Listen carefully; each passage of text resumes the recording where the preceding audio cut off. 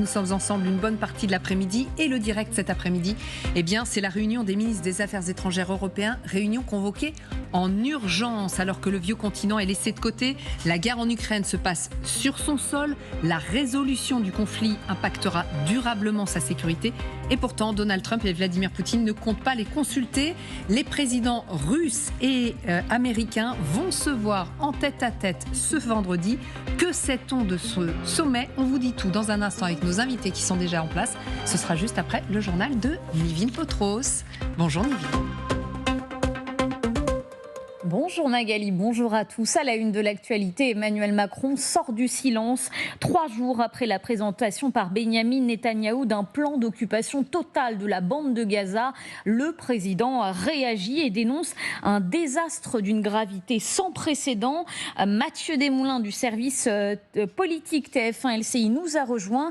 Que faut-il retenir de cette prise de parole présidentielle? D'abord, c'est une prise de parole importante. C'est la première fois qu'Emmanuel Macron réagit officiellement au plan de Benyamin Netanyahou, le Premier ministre israélien, à l'idée de prendre le contrôle de la ville de Gaza et de détruire les derniers bastions du Hamas. Le président de la République, par ses citations, qui, pour maîtriser chaque mot, ont été transmis aux journalistes par ses équipes, dénonce, vous l'avez dit Nivine, un désastre annoncé, une fuite en avant de la guerre permanente. Et il en profite pour remettre au goût du jour une idée pour laquelle il a plaidé ces dernières semaines, l'idée d'une mission de stabilisation à Gaza sous l'égide des Nations Unies, c'est-à-dire par exemple, comme ça a été le cas à la fin des années 2000 et au début des années 2010 en Haïti, au Mali également, des personnels qui seraient là pour assurer le maintien de la paix, le maintien d'un cessez-le-feu. C'est une idée qui a été proposée aux Nations Unies le 30 juillet dernier. 17 pays l'ont soutenue, comme le Qatar, l'Égypte, mais à cette heure, les troupes israéliennes refusent de laisser un tel accès et de soutenir une telle proposition. Merci beaucoup Mathieu Desmoulins pour toutes ces précisions. Dans le reste de l'actualité, la France fait face à une nouvelle vague de chaleur d'un niveau exceptionnel dans le sud-ouest. Il pourrait faire jusqu'à 42 degrés par endroit. 12 départements sont en alerte rouge canicule, 41 autres en vigilance orange. Bonjour Sarah Franschkenoni, vous êtes à Bordeaux avec Nicolas Forestier. Le mercure affiche 41 degrés. Difficile dans ces conditions de se rafraîchir et pourtant autour de vous, certains semblent avoir trouvé la solution. Et oui, le pic de chaleur, ça y est atteint, 41 degrés, ressenti 42. Alors avec Nicolas Forestier derrière la caméra, on a trouvé ce petit écrin de fraîcheur, regardez. On appuie juste ici et ça active ce brumisateur qui permet de faire abaisser un petit peu la température. Ici, il y en a une quinzaine disposées dans toute la ville. Il faut dire que ça aide parce que Bordeaux est une ville très minérale où la chaleur est concentrée. La ville a également amplifié, prolongé ses horaires d'ouverture des parcs, des jardins, des piscines pour que les Bordelais puissent se rafraîchir un petit peu. Cette nuit, le mercure ne descendra pas en dessous des 21 degrés. Merci beaucoup Sarah. Et ce nouvel épisode caniculaire, il est évidemment suivi de très près par les autorités. La ministre de la Santé était ce midi au centre de gestion des urgences sanitaires pour un point de situation. Catherine Vautrin qui rappelle que la moitié de la population française est concernée par cette vague de chaleur. Écoutez. Nous avons également près de 50% de nos concitoyens qui sont maintenant concernés entre les pics de vigilance rouge et les pics de vigilance orange, ce qui évidemment nécessite la pleine mobilisation de l'ensemble des services de l'État. Et cette vague de chaleur devrait durer au moins jusqu'au 15 août selon Météo France. La vigilance est de mise notamment dans l'Aude où les pompiers restent mobilisés pour éviter toute reprise du feu. L'incendie est désormais maîtrisé, mais la chaleur et le vent pourraient compliquer le travail des secours. À l'étranger, Volodymyr Zelensky sera-t-il autour de la table des négociations vendredi en Alaska? C'est en tout cas ce que souhaitent les Européens qui multiplient ces dernières heures les tractations. Une réunion d'urgence a lieu aujourd'hui à Bruxelles en visioconférence. Objectif, imposer la présence de Kiev lors des pourparlers entre Washington et Moscou. Écoutez à ce sujet le chancelier allemand. Nous espérons et supposons que le gouvernement ukrainien et le président Zelensky seront impliqués dans cette réunion. Quoi qu'il en soit, nous ne pouvons accepter que les questions territoriales entre la Russie et l'Amérique soit discuté, voire tranché, sans que les Européens et les Ukrainiens ne soient consultés. Je suppose que le gouvernement américain partage cet avis. C'est pourquoi cette étroite coordination est en place. Elle se poursuivra dans les prochains jours. Et de son côté, Volodymyr Zelensky affirme que les concessions ne convainquent pas un tueur, mais une protection véritablement forte de la vie arrête les tueurs. Le président ukrainien qui réclame également une pression internationale accrue sur la Russie.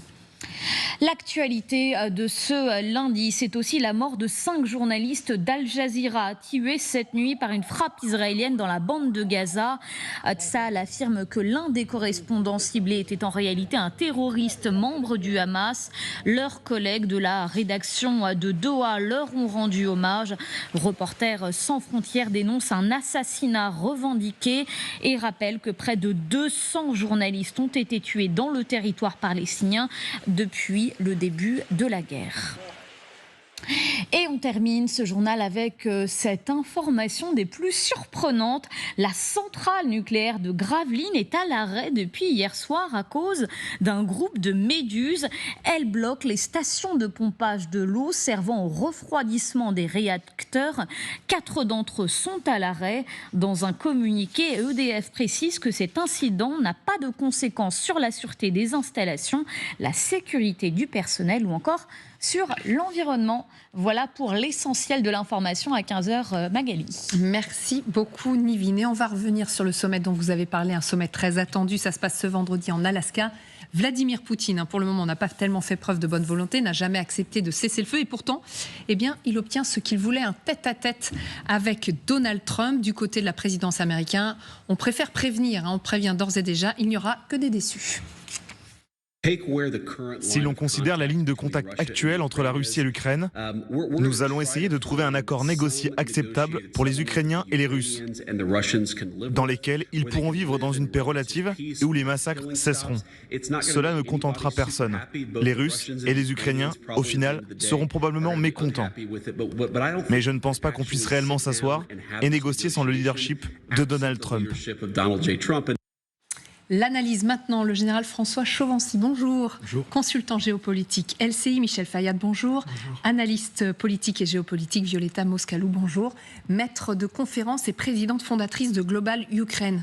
Pourquoi est-ce qu'il tient à prévenir le vice-président américain de probables déceptions, donc à 4 jours maintenant de ce sommet ? Le problème, c'est qu'on ne voit pas trop en quoi l'Ukraine va beaucoup gagner dans cette négociation et qu'en fait, pour faire passer la pilule, oserais-je dire, on dit aussi que la Russie va être déçue.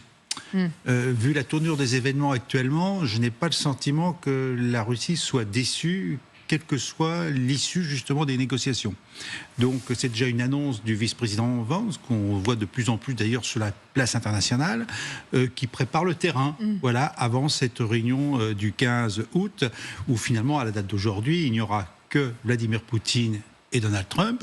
Et en soi, c'est déjà une victoire pour le Vladimir Poutine au niveau diplomatique, quel qu'en soit le résultat.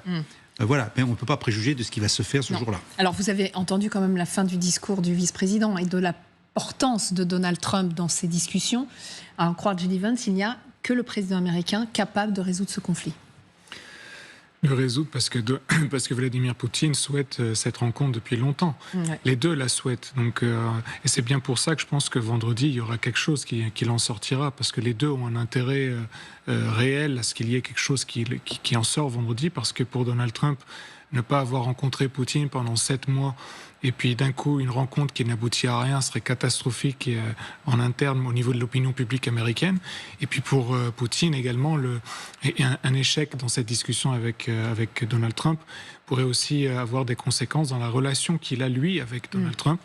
Et donc, il y a vraiment beaucoup de choses, à mon sens, qui vont être négociées, et pas que l'Ukraine. Il y aura probablement des négociations commerciales aussi. Et l'Ukraine sera en plus, disons, pour que justement, ils puissent s'entendre sur un maximum de choses.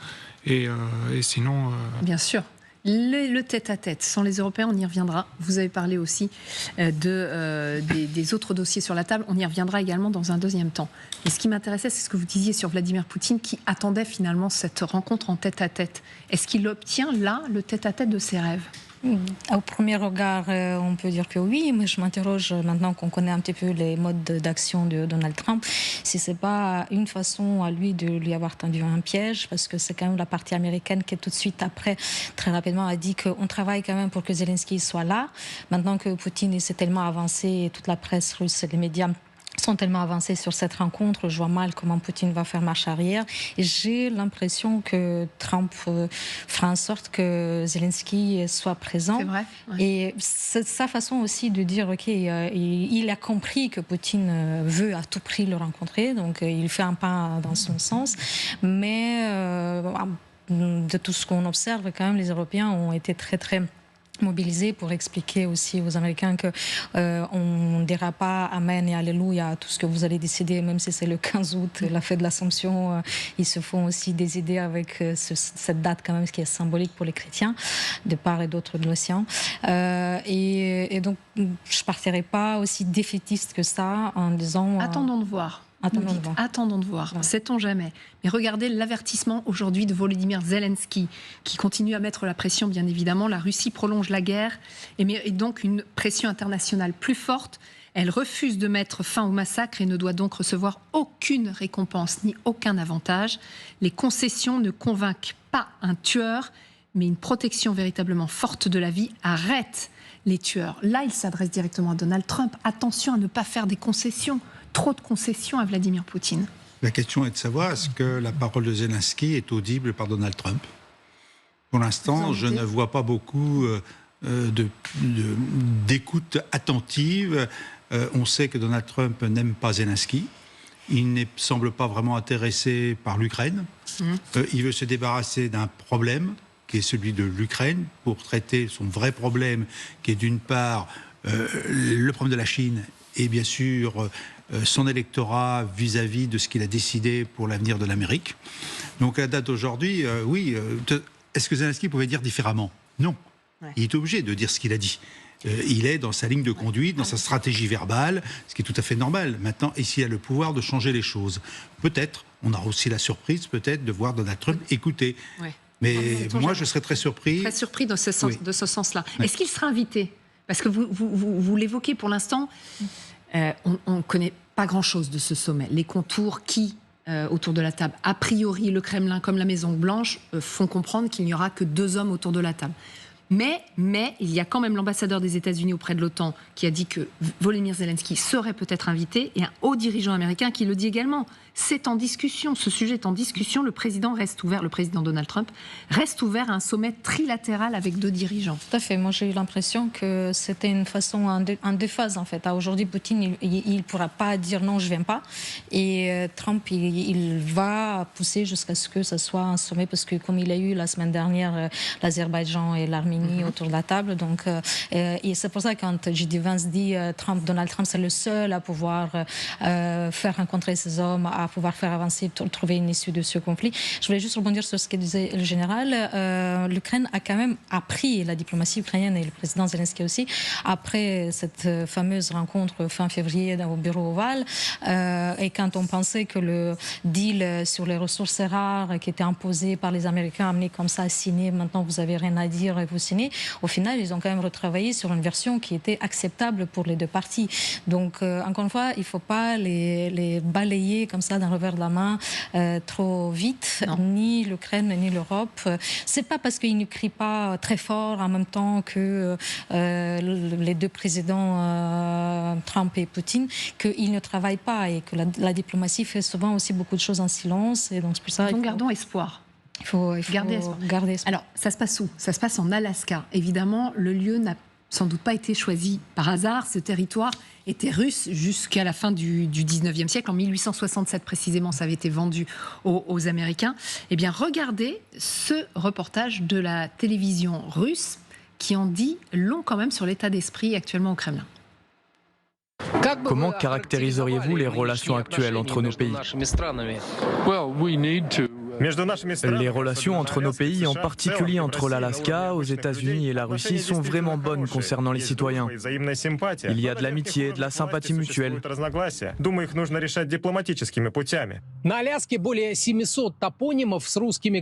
L'Alaska compte plus de 700 toponymes d'origine russe, comme cette intersection des rues de Chirikov, de Shelekov, à Anchorage. Et les panneaux américains, verts standards, sont très conviviaux. Ce qui est convivial, c'est également l'invitation de Trump à Poutine de discuter de tout ouvertement et sans étrangers.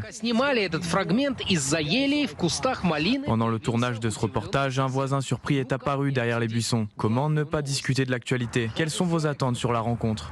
Какие у вас ожидания? Видите ли вы возможность для взаимопонимания? Это хорошо или плохо? Je pense que c'est une bonne chose. C'est une excellente occasion d'établir un dialogue. Je crois que cela devrait finalement conduire à la paix. Cette nouvelle me réjouit. C'est formidable que nous ayons cette merveilleuse occasion de devenir des voisins amicaux plutôt que des adversaires. Donc Michel Fayad, quand vous regardez ce reportage, vous vous dites que les Russes sont dans quel état d'esprit? Il y a beaucoup d'espoir du côté russe parce qu'ils vont renouer, enfin ils pensent pouvoir renouer avec Donald Trump. L'Alaska, c'est bien sûr cet aspect de l'histoire, mais c'est aussi le pôle Nord. Et le pôle Nord, c'est un des sujets principaux qui sera à la table entre Trump et Poutine, puisque le pôle Nord contient énormément de ressources pétrolières, gazières et autres, même des minerais, des métaux. Le Groenland que Donald Trump vise et même le Canada font aussi partie de ce pôle Nord. Donc c'est quand même un des sujets essentiel qui va être discuté. Et oui, on sait très bien que Donald Trump rêve que des sociétés américaines repartent en Russie, investissent en Russie, et c'est ce que également rêve Poutine. Maintenant, la vraie question, c'est effectivement quel va être... Et les Libanais se sont battus pendant 15 ans pour empêcher ce genre d'accord qui donnait en fait le Liban à la Syrie. Et finalement, les Américains l'ont imposé. Et c'était en échange de la participation de la Syrie à la guerre du Golfe, donc contre l'Irak. Donc, ce marchandage et ces décisions américaines peuvent se faire malheureusement contre les pays et les gens et les peuples concernés, et ça peut faire très très mal. Ce qui fait que vous êtes un peu moins optimiste. Je suis moins optimiste connaissant les Américains. Ouais. Et là, par contre, pour répondre, en plus de la constitution ukrainienne qui interdit toute transmission de territoire tout court, il y a l'armée ukrainienne qui ne posera pas les armes, quel que soit l'accord qui sera signé par Trump et Poutine. Donc en fait, c'est ça, je pense qu'il ne faut pas ignorer et diminuer la résilience ukrainienne. Donc, en 2022, on pensait qu'en 3 jours, Kiev allait tomber et ils ont été quand même capables, les Ukrainiens, de surprendre le monde entier malgré toutes les prédictions, rapports de force. Donc vous êtes en train de dire que si jamais il y a un accord qui sort de ce sommet entre Vladimir Poutine et Donald Trump, si ça ne convient pas aux Ukrainiens, il sera caduc parce que les Ukrainiens ne l'accepteront jamais. Non, et les Européens, ils ont dit déjà d'emblée que l'Europe continuera à aider et financièrement et militairement l'Ukraine et que donc les intérêts ukrainiens doivent être considérés. Et donc effectivement, l'Ukraine est le premier pays à dire OK, pour un cessez-le-feu, on se met à la table de négociation, mais négocier ne veut pas dire capituler. Et l'Ukraine reste convaincue qu'une paix juste doit être possible et l'Europe l'est tout autant. C'est ce que cherche Vladimir Poutine, c'est la capitulation de l'Ukraine. On rappelle les conditions donc, de Vladimir Poutine pour un cessez-le-feu. Finalement, ces conditions, elles n'ont jamais bougé. Donc son objectif, c'est que l'Ukraine lui cède entièrement les 4 territoires qu'il est en train de partiellement d'occuper. Le Donetsk, Louhansk, Zaporijia, Kherson. L'abandon, évidemment, du projet d'adhésion de l'Ukraine à l'OTAN. Alors la démilitarisation, c'est-à-dire que l'armée ukrainienne soit réduite à néant, et la dénazification du pays, c'est-à-dire qu'on change de régime, et donc effectivement changer de régime, mais changer également de président. Ça n'a pas bougé. Oui, mais ça change au moins. Ça pourrait changer. Un point, c'est celui de l'OTAN, de toute façon, puisque de toute façon, les États européens et les États-Unis ne voulaient pas, ils l'ont bien dit, que l'Ukraine rejoigne l'OTAN. Bon, déjà, il y a une question déjà qui est évacuée, je dirais, de fait, mais il ne fait que le marteler. Maintenant, les 3 autres questions ne sont pas négociables. D'un autre côté, on évoque la constitution ukrainienne, mais maintenant que ces 4 oblats sont inclus dans la constitution russe, même si c'était illégal au niveau du droit international, ça pose le problème que de part et d'autre, on a constitutionnalisé son territoire. Je vois mal d'ailleurs comment les uns et les autres vont pouvoir s'entendre. Et quant au fait que de part et d'autre, les implications en politique intérieure seront énormes, quel que soit, et ça revient peut-être à ce qu'a dit Vance, les uns et les autres ne seront pas contents. Oui, parce que d'un côté, les pertes infligées à l'armée russe sont une réalité, et je pense qu'il peut y avoir des implications de politique intérieure. Les pertes infligées à la nation ukrainienne, c'est exactement pareil, et que l'armée, effectivement, je l'ai dit à plusieurs reprises, ukrainienne ne sera pas prête à accepter la défaite. Et en fait, quand on met tous les éléments ensemble, à la date d'aujourd'hui, personne n'est prêt à accepter l'arrêt des combats. Alors maintenant, ça c'est le premier point. Le deuxième point, si personne n'est prêt à accepter la fin des combats, c'est-à-dire pour négocier, pour arriver à la fin de la guerre, que va faire Donald Trump? Donald Trump, n'aboutissant pas, on revient à l'éternelle hypothèse qu'on évoque depuis des semaines, je me retire du processus. Ce n'est pas mon problème. Donc une fois qu'il s'est retiré du processus, que faisons-nous, nous les Européens, vis-à-vis de l'Ukraine? Je ne crois pas que l'Europe va pouvoir payer des années et des années le soutien à l'Ukraine s'il n'y a pas une solution sur le terrain. Parce que d'abord, on n'est pas prêt à date d'aujourd'hui. Il y a des efforts qui ont été faits. Il est vrai aussi que l'armement donné par les Européens aujourd'hui dépasse ce qu'ont donné les Américains. Ils sont autour de 72-73 milliards d'euros par rapport aux 65-67 donnés par les Américains. Donc on a vraiment rempli le contrat. Maintenant, dans la durée, c'est un autre sujet. Et nous avons une question quand même de calendrier, de mise en œuvre, je dirais, de notre défense, je dirais, au sens large de l'Europe. On n'est pas prêt pour ça. Et on peut faire tous les communiqués qu'on voudra. Ça ne changera pas grand-chose à la date d'aujourd'hui. Donc voilà, pour moi, on est dans une impasse aujourd'hui. Je ne sais pas ce qui sortira le 15 août. Quels sont les moyens de pression qu'aura Donald Trump pour contraindre Vladimir Poutine à faire, je dirais, des concessions.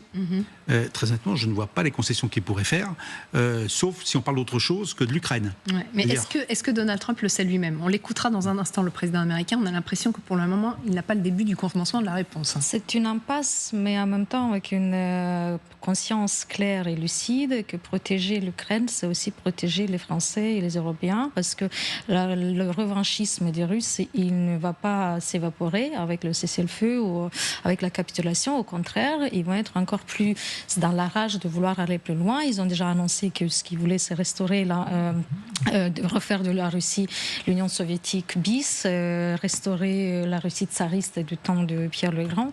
Et donc, c'est une façon on doit rester lucide et on doit toujours veiller à ce que cet accord soit un accord qui puisse être durable et pas seulement une petite période pour que les uns et les autres puissent se réarmer. Ça, c'est clair. Après, quels sont les moyens? Il ne s'agit pas non plus que nous, les contribuables en France ou en Belgique ou en Allemagne, on paye la guerre en Ukraine ad vitam aeternum. Il y a aussi la question sur la table des avoirs russes, 300 milliards qui sont gelés. Voilà, ce sont les moyens qui peuvent financer avec une décision politique qui s'impose. Effectivement, une décision qui n'est pas simple, mais qui demande du courage. Mais dans l'absence de courage, l'Europe, elle risque de se retrouver dans cette logique prédatrice après, face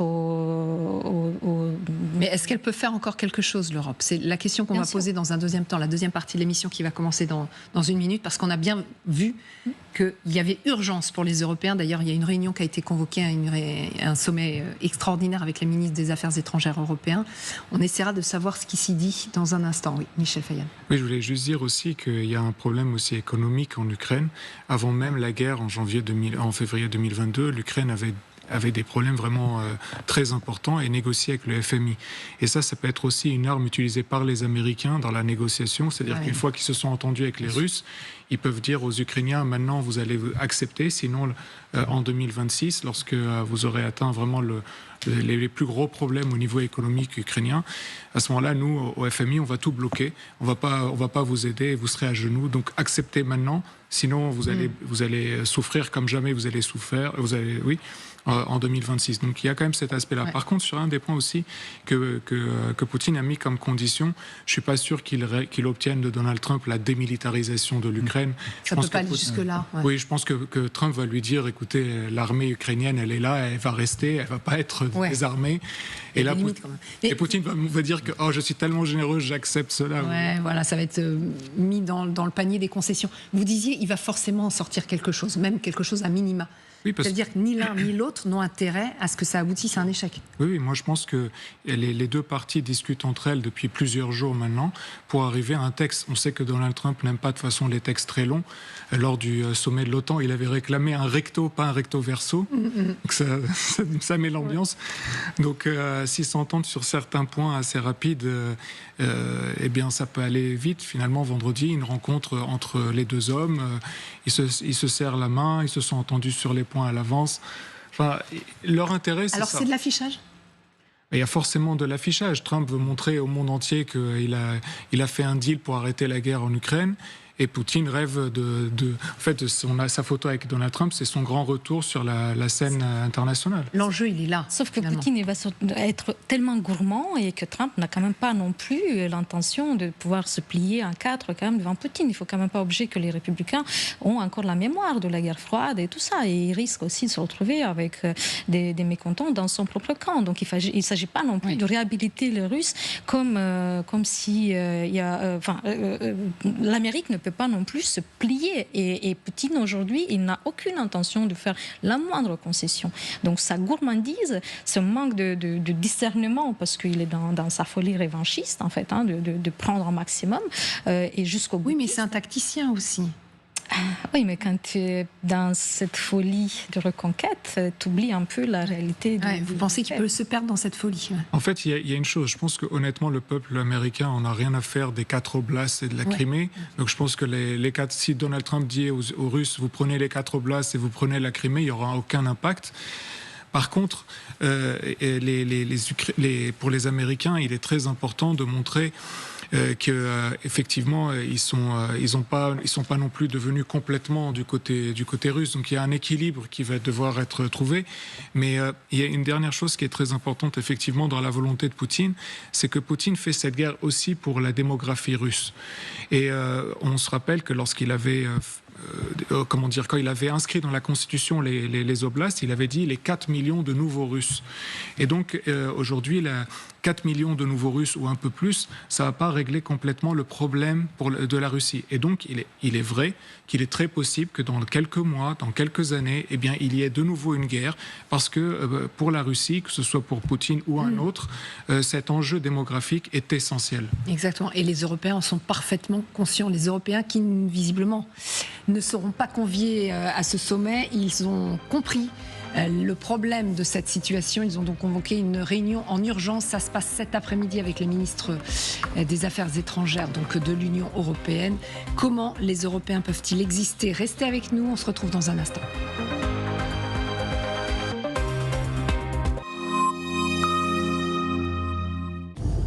L'or de Mars. L'or de la Terre. Prenez le temps. Schweppes agrumes, le mélange subtil de 4 saveurs d'agrumes. Alors nous les cahiers, on sait, l'année, elle va être longue. Entre les pages arrachées, les sacs trop pleins, les goûters écrasés. Mais cette année, je suis prêt, plastifié, solide, motivé. Et je peux vous le dire, je vais résister aux cours de maths bien plus longtemps que vos enfants. Le cahier Esquisse à seulement 80 centimes en exclusivité chez Leclerc. Toutes les fournitures scolaires sont à prix Leclerc. Leclerc. 1, 2, 3, 4, 5. À ton tour. Tous les instants partagés entre frères et sœurs sont précieux pour se construire. Chut. Plus fort, plus haut. Mais quand les parents ne peuvent plus s'occuper de leurs enfants, les fratries sont trop souvent séparées. Et chacun doit alors affronter l'avenir sans ce frère ou cette sœur qui rassure. En rédigeant votre testament au profit de SOS Village d'enfants, vous permettrez à des fratries de partager la même enfance, entourées de l'affection d'une mère ou d'un père SOS. Vous leur léguez la chance de grandir ensemble, protégés par des professionnels de l'enfance. Appelez-nous pour un accompagnement personnalisé ou retrouvez-nous sur sosve.org/transmission. Vous voyez ce caillou ? Si un gravillon comme ça heurte votre pare-brise, bam, c'est souvent un gros impact. Chez Carglass, on peut sauver votre pare-brise. Allez sur carglass.fr, tapez votre numéro d'immatriculation, choisissez votre Carglass le plus proche, le jour et l'heure. Chez Carglass, on répare votre impact en 30 minutes. En plus, en ce moment, Carglass vous offre un aspirateur de voiture développé par Noroto. Prenez rendez-vous en 3 minutes sur carglass.fr ou appelez-nous au 3044. Carglass remplace.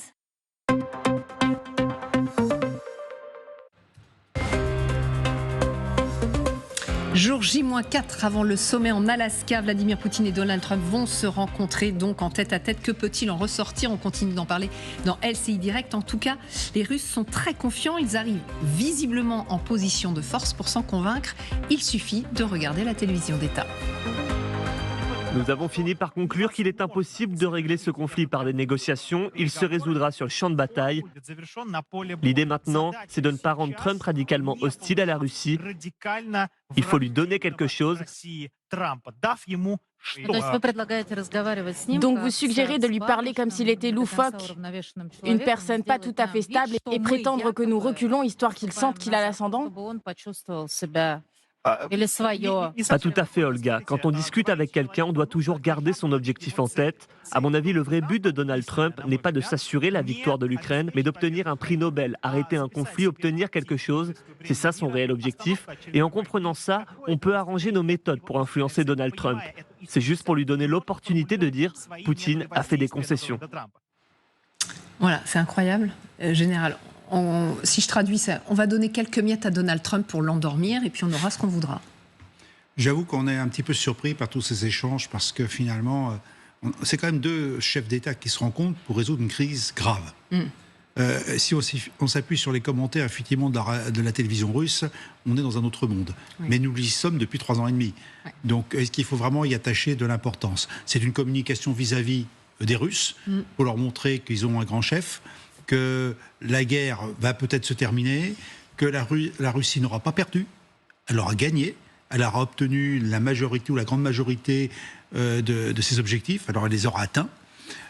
Donc c'est déjà, alors c'est peut-être d'ailleurs une manière de préparer la suite, de préparer justement cette fin de guerre heureuse dans laquelle la Russie aura mis en avant sa vision de la Russie, de sa place, grâce à Vladimir Poutine. Voilà, donc je pense qu'on a cet habillage. Moi, je préférais attendre le 15 août pour voir ce qui va se passer exactement, très honnêtement. On ne va pas tirer de conclusion avant. Voilà, je n'en tirerai pas du tout, parce que je ne crois pas que Donald Trump... on ne sait jamais, je le dirai à chaque fois, c'est vrai. Je ne pense pas que Donald Trump va accepter de ne rien obtenir de sérieux. Maintenant, on est à l'abri de rien, comme je le dis à chaque fois, avec Donald Trump. Donc, est-ce qu'il se contentera de rien et des miettes? J'ai du mal à le croire. Mais c'est possible.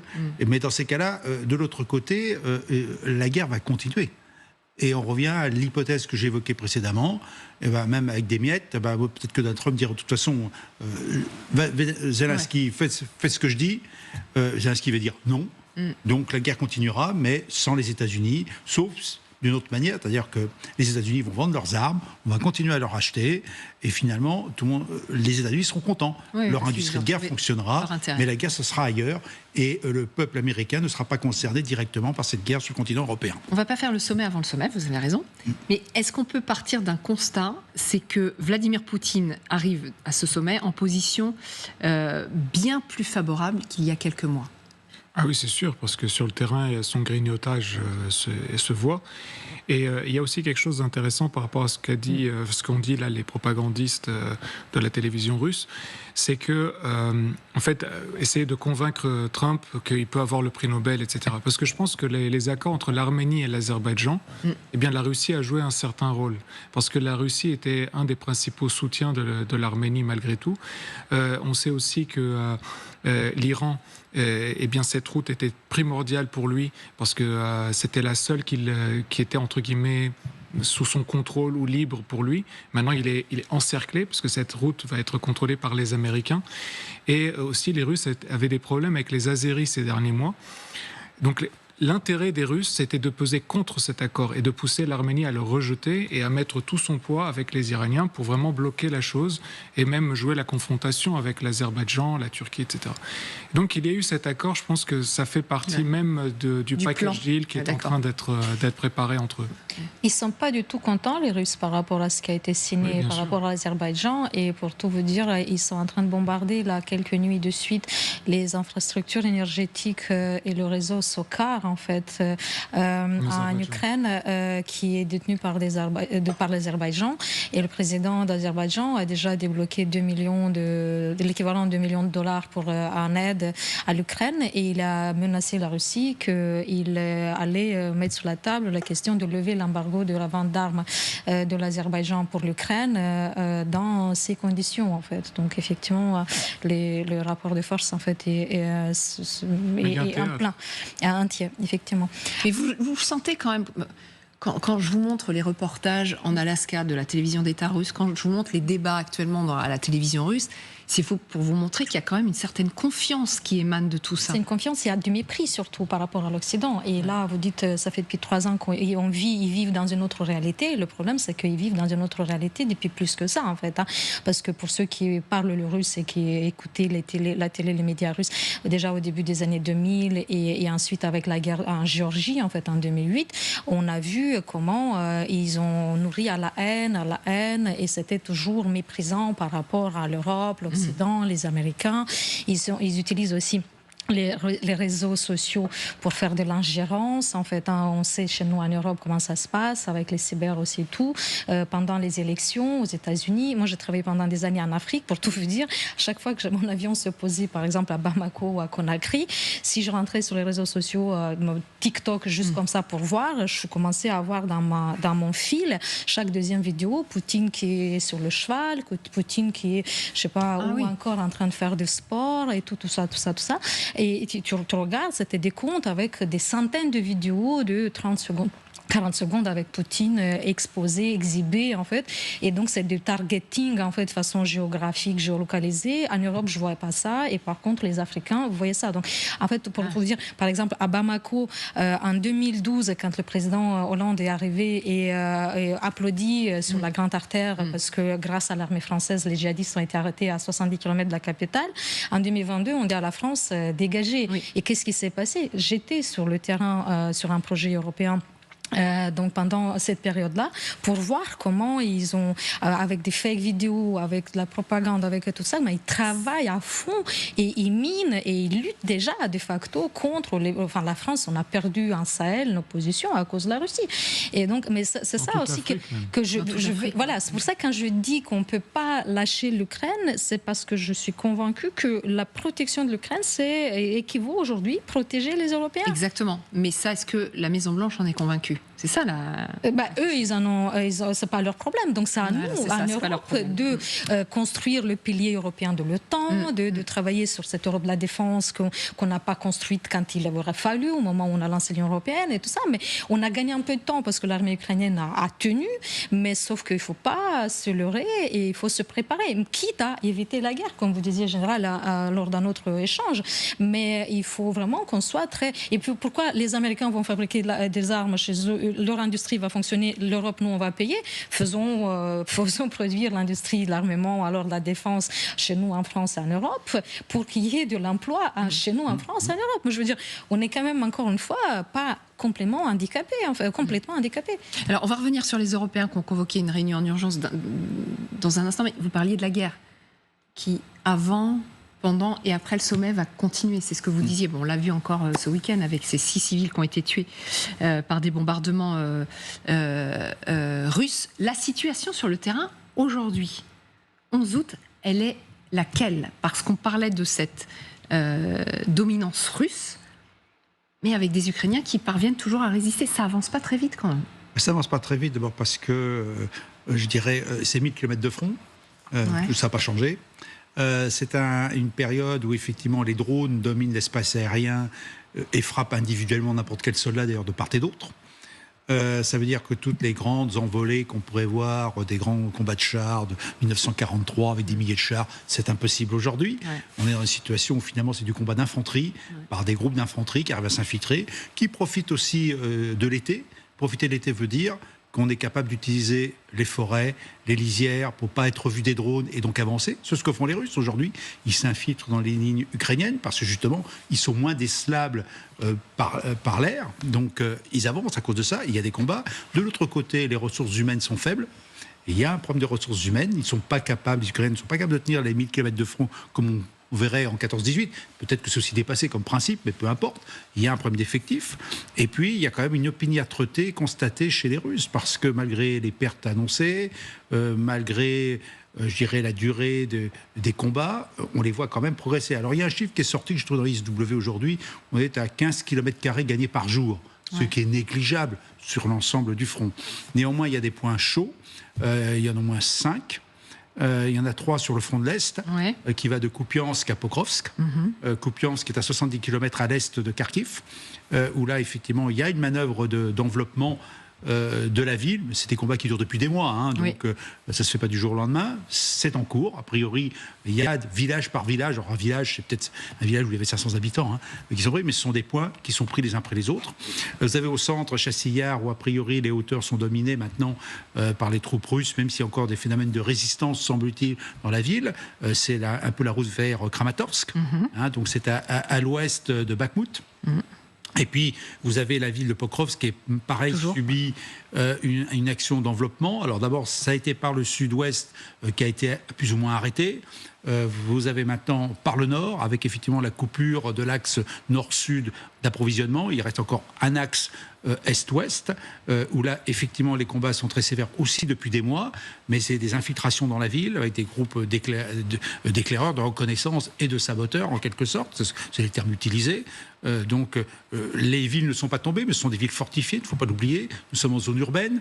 Le combat de résistance est relativement facile face à un agresseur, mais à la date d'aujourd'hui, nous avons bien cette progression qui est lente, mais à cause du terrain, à cause des moyens technologiques qui existent aujourd'hui. Donc vous avez cet axe, et puis les deux autres axes dont je parlais, vous avez quand même Soumy, l'oblast de Soumy, où là vous avez une prise de gage territoriale par les Russes d'une vingtaine de kilomètres de profondeur, qui pourra d'ailleurs être utilisé dans des négociations éventuelles. Mais pour l'instant, ils ont l'air de ne pas avancer de trop, et là, il y a eu des contre-attaques ukrainiennes. Vous avez aussi à l'est de Kharkiv, donc dans la région par contre de Vovchansk, oui, sauf erreur de ma part, où là, effectivement, les combats sont depuis des mois et des mois, avec des petites avancées de peut-être des quartiers, mais toujours pour arriver à portée de canon de Kharkiv.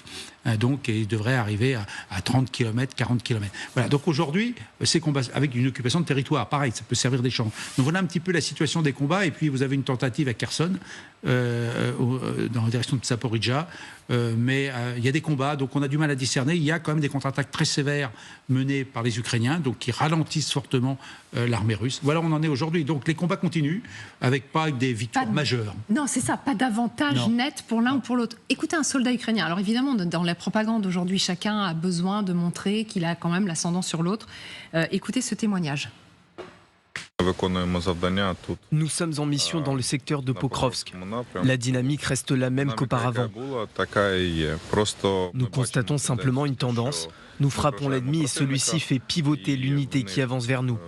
Cela indique que nous accomplissons nos tâches avec succès. Ils essayent encore de lancer des assauts, mais nous les frappons en retour. Leurs pertes sont très élevées. Voilà, interview réalisée dans le cadre d'un entraînement. Il ne peut pas dire l'inverse de toute façon. Non, il ne peut pas dire l'inverse. Ce sont les pertes durant cette guerre. Aucune source n'est crédible à la date d'aujourd'hui.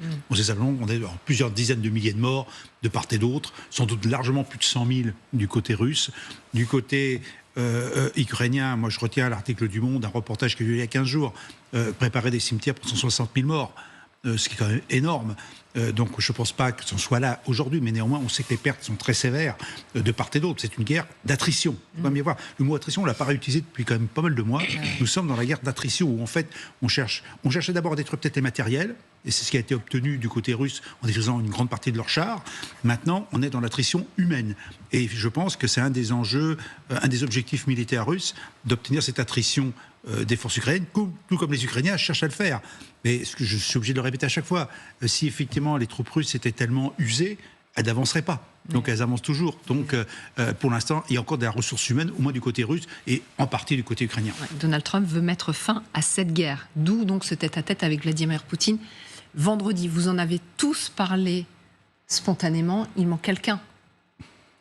Vendredi, ce sont les Européens, effectivement, qui sont conscients de la situation et de la gravité de la situation, d'où cette réunion qui a été convoquée en urgence. Donc ce sont les ministres des Affaires étrangères européens qui sont en train visiblement de se réunir par visioconférence. Pour l'instant, rien de filtre. On ne sait pas bien ce qui peut être décidé cet après-midi. En tout cas, le communiqué qui avait été publié hier soir pour parler de cette réunion parlait de l'Ukraine avant tout. On ne peut rien faire sans l'Ukraine aujourd'hui. La voie vers la paix en Ukraine ne peut être tracée sans l'Ukraine. Nous restons attachés au principe selon lequel les frontières internationales ne doivent pas être modifiées par la force. Pour les Européens, est-ce que c'est déjà trop tard ? Je voulais juste compléter ce qu'a présenté le général pour montrer la différence quand même dans le mode d'action de l'armée russe et ukrainienne. Les Ukrainiens, quand ils ont la possibilité d'envoyer les drones et faire des frappes quand même en profondeur en Russie, ils visent les infrastructures quand ils peuvent, logistiques et autres. Parfois, ça dérègle le fonctionnement de l'aéroport Sheremetyevo à Moscou, mais ils ne font pas des victimes humaines, ils ne bombardent pas, ils n'envoient pas quelque chose qui tombe, une bombe à missile sur un hôpital. Ou sur une école, différemment de ce que font les Russes en fait quand ils attaquent, que ce soit Kiev toutes les nuits ou les autres régions. Ma région d'origine, Tchernivtsi, qui est vraiment très très loin de la Russie parce que c'est vraiment à l'opposé à la frontière avec la Roumanie, qui a été bombardée aussi avec 2 victimes il y a 2 ou 3 semaines de ça. Donc ça c'est certes. Après par rapport à la question est-ce que c'est trop tard, c'est vrai que ce sommet en Alaska, ça peut aussi avec le symbolisme, Alaska qui a été vendu par les Russes, vous l'avez dit, en 1867. Mais j'ai quand même envie de souligner encore un autre point. C'était vendu, ils ont vendu quelque chose qui leur appartenait.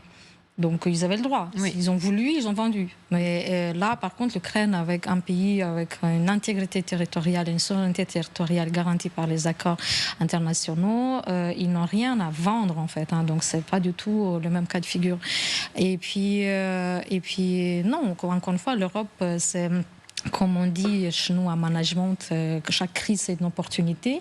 On est là donc en Ukraine avec une guerre existentielle. Ça fait 3 ans. Civilisationnelle, effectivement, ça a été on a été très lourd au démarrage en fait. On a mis, le président Emmanuel Macron, avec tout le respect, il a mis 1 an, un peu plus, à discuter, à vouloir dialoguer avec Poutine, jusqu'à ce qu'il a compris que ça servait à rien. Donc aujourd'hui, on voit Trump depuis 7 mois chercher à dialoguer avec Poutine. Il comprendra peut-être que ça sert pas à grand-chose. Après, c'est peut-être différent de lui parler au téléphone, Vladimir Poutine, et de le voir en tête-à-tête. Mais Emmanuel Macron a été aussi en Russie, vous vous souvenez, la longue temps. Oui.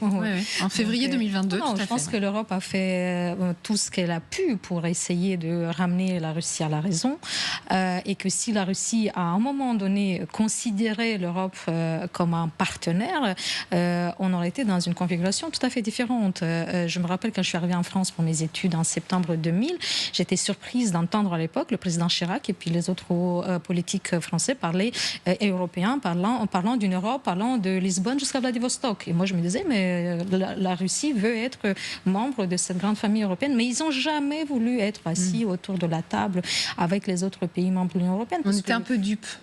Parce qu'ils nous ont dupés, effectivement, mais on a voulu se laisser duper. Et on a nourri ce monstre parce que, en fait, qu'est-ce qu'il fait Poutine depuis qu'il est arrivé au pouvoir, depuis 2000 ?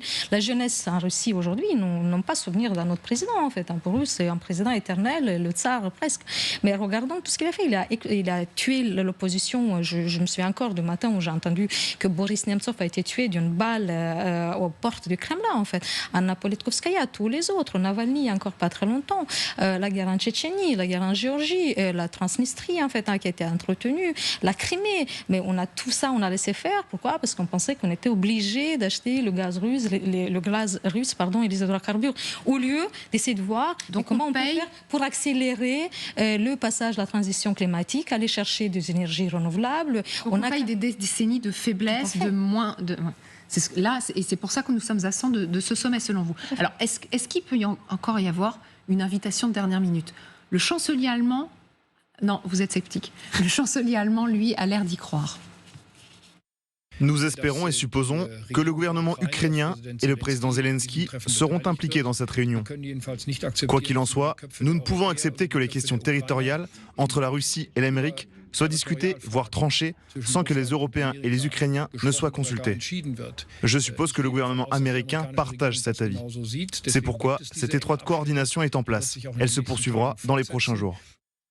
Voilà. Le gouvernement américain est forcément conscient que les Européens, les Ukrainiens doivent faire partie de la solution. Oui, mais là, toute cette discussion sur les frontières des pays en Europe et ailleurs, c'est pas la réalité, malheureusement, parce que, je veux dire, on a accepté que les Serbes se fassent expulser de la Krajina, de la Slavonie orientale, donc en Croatie. On a accepté que le Kosovo devienne un État plus pseudo-indépendant. On a accepté que les Arméniens du Haut-Karabakh, il y a 2 ans, se retrouvent dans la rue, 120 000 Arméniens, alors qu'ils étaient là sur leur terre ancestrale. Donc il y a eu des changements de frontières pour lesquels l'Europe a fermé les yeux, que l'Europe parfois a même incité et que l'Europe a même consacré. Par exemple, aujourd'hui, on dit à la Serbie que la condition pour laquelle la Serbie entrerait dans l'Union européenne, c'est sa reconnaissance de l'indépendance du Kosovo qui a été créée par l'Europe sans l'accord de la Serbie. Et je rappelle que la nation serbe et l'Église serbe orthodoxe sont nées au Kosovo. Donc l'Europe, à ce niveau-là, n'est pas tellement crédible. Par contre, je suis complètement d'accord que l'Europe a très mal joué sa carte par rapport à Donald Trump à plusieurs niveaux et par rapport à Vladimir Poutine. Par rapport à Vladimir Poutine, je pense que l'Europe aurait dû, tout en choisissant le camp de l'Ukraine, et c'est son choix et c'est sa décision et c'est normal, maintenir des liens de communication avec la Russie. Dire on ne parle plus avec la Russie et tout ça, ça ne marche pas en diplomatie. En diplomatie, vous maintenez vos liens de communication avec votre ennemi.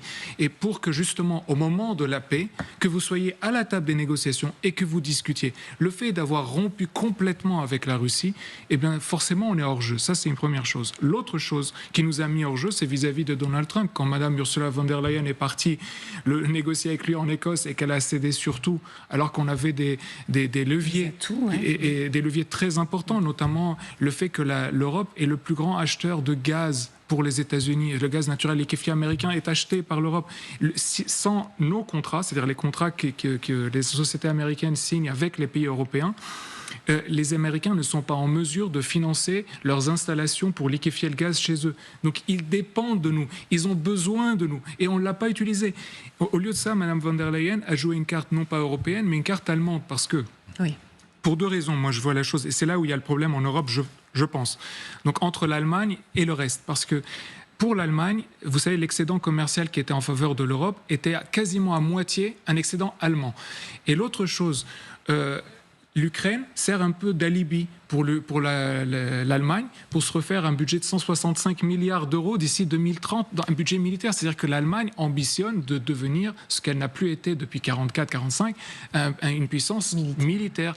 Et donc aujourd'hui, il demande déjà à la France la rotation au niveau du Conseil de sécurité des Nations Unies, une dissuasion nucléaire qui serait aussi sous forme de rotation. Enfin, je veux dire, l'Allemagne est en train d'utiliser cette guerre en Ukraine pour redevenir la première puissance militaire du continent et donc n'est pas tellement honnête peut-être vis-à-vis de l'Ukraine et du coup, il n'y a pas une unité européenne face aux États-Unis. C'est-à-dire qu'on a de quoi peser face aux États-Unis et on l'utilise pas comme on devrait l'utiliser. Donc la division nous coûte très cher aujourd'hui, on le voit encore. Donc les espoirs du chancelier allemand et regardez ce que disait Emmanuel Macron hier, ce qu'écrivait plutôt le président français, les Européens devront aussi nécessairement faire partie de la solution car il en va de leur sécurité. Effectivement, c'est la sécurité de l'Europe qui se joue donc peut-être vendredi entre 2 hommes qui ne sont pas européens. Mais ça, c'est un sujet qu'on évoque depuis des semaines. Comment l'Europe ne pourrait pas être concernée par un conflit qui se passe sur son continent ? Mais tout ce qui vient d'être dit montre qu'on n'a pas fait les efforts bien en amont pour être un jour un acteur sérieux, crédible autour d'une table de négociation. Ne pas être capable d'utiliser le rapport de force, y compris économique, se paye aujourd'hui. Alors le rapport de force militaire aurait été difficile, mais néanmoins, effectivement, nous avons des moyens de pression, mais nous n'avons pas voulu le faire. Il y a des intérêts particuliers, et l'Allemagne est quand même assez responsable par la recherche de ses intérêts, la défense de ses intérêts nationaux. La France fait aussi ça de temps en temps, mais pour l'instant, on est peut-être plus mal placé pour les défendre que les Allemands. Donc, n'oublions pas quand même l'affaire du gaz russe acheté par les Allemands et les conséquences sur le nucléaire français. Ne l'oublions pas quand même, et avalisé par nos politiques. N'oublions pas non plus. Une fois qu'on a dit tout ça, on peut être en colère quand même. Donc aujourd'hui, nous ne sommes pas en moyen, nous ne sommes pas en situation d'être un acteur crédible, sérieux, et en plus, nous savons que Donald Trump ne nous aime pas. il n'aime pas l'Europe. Donc ça se fera sans les Européens. Ça se fera sans les Européens parce qu'il y a aussi l'objectif dans ce contexte d'affaiblir les Européens. Parce que le fait que ça se fasse entre Vladimir Poutine et Donald Trump, sans les Européens, c'est de dire, vous, Européens, vous êtes quantité négligeable, j'en ai rien à faire, nous allons faire une petite affaire, et comme on en discute largement, on verra, et on se pose la question, et pourquoi pas l'Europe ? L'Europe, elle n'est pas là. Donc de fait, nous aurons été évacués de la discussion et on pourra dire ce que l'on veut aujourd'hui. Pour être à une table de discussion, il faut avoir des moyens. Quels sont les moyens, les leviers que nous avons pour y être ? À la date d'aujourd'hui, peut-être qu'à la réunion d'aujourd'hui, nous aurons des leviers. Je le souhaite. Oui. Quelques secondes. Un cinquième de l'économie mondiale, c'est déjà un levier. Quand vous dites que Donald Trump n'aime pas l'Europe, il n'est pas le seul à ne pas aimer l'Europe. Les grands de la tech, pour ne pas citer Elon Musk, n'aiment pas l'Europe non plus parce qu'il ne peut pas venir faire comme il veut avec ses technologies en Europe et il fait de l'ingérence. On parlait de l'ingérence, donc on voit qu'effectivement il y a de l'ingérence des deux côtés, en fait, de part et d'autre de l'Occident en Russie. Moi, je reste convaincue que ce Yalta bis, en fait, qui va se jouer à Alaska, doit nous servir de sursaut de conscience. Et comme après Yalta au XXe siècle, la France, sous le leadership du général de Gaulle, finalement a voulu développer un système nucléaire complètement autonome et indépendant. Ouais. Et il cherchait aussi, même par rapport... J'ai fait une thèse de doctorat sur l'actionnariat salarié. Et à l'époque, déjà, général de Gaulle disait « Je ne veux pas du capitalisme à l'américaine, je ne veux pas le communisme comme les soviets. Il doit bien y avoir une troisième voie, en fait. » Et donc, je pense qu'aujourd'hui, on est dans un temps de mutation, de transformation et un temps vraiment très fort où l'Europe doit se réinventer et mettre au cœur de toutes les réflexions notre souveraineté, que ce soit pour l'espace, pour la défense, pour la tech, pour l'économie et ainsi de suite. Parce que l'enjeu, vous l'avez dit, en Alaska est colossal. Vous parlez de Yalta bis. Donc c'est peut-être un partage du monde qui est en train de se faire sous nos yeux entre deux superpuissances dont les Européens ne font pas partie visiblement. On verra que sur la table, effectivement, vendredi, il n'y aura pas que la guerre en Ukraine. Il y a du nucléaire, bien évidemment. Il y a des échanges commerciaux avec des contrats peut-être alléchants pour les Américains comme pour les Russes. À tout de suite.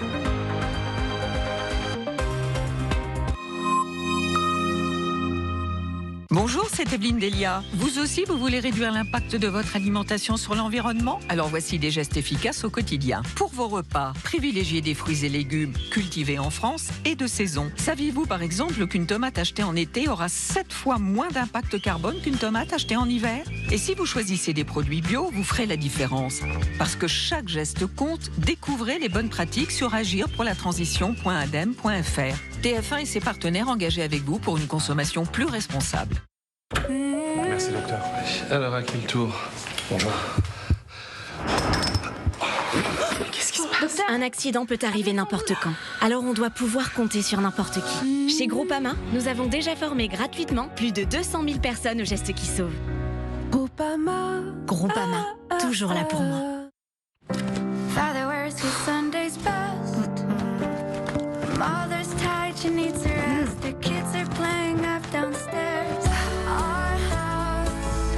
Besoin d'un dressing ? Chez Leroy Merlin, on a des petits prix toute l'année pour tous vos projets. Leroy Merlin, on peut tout construire ensemble, même l'avenir.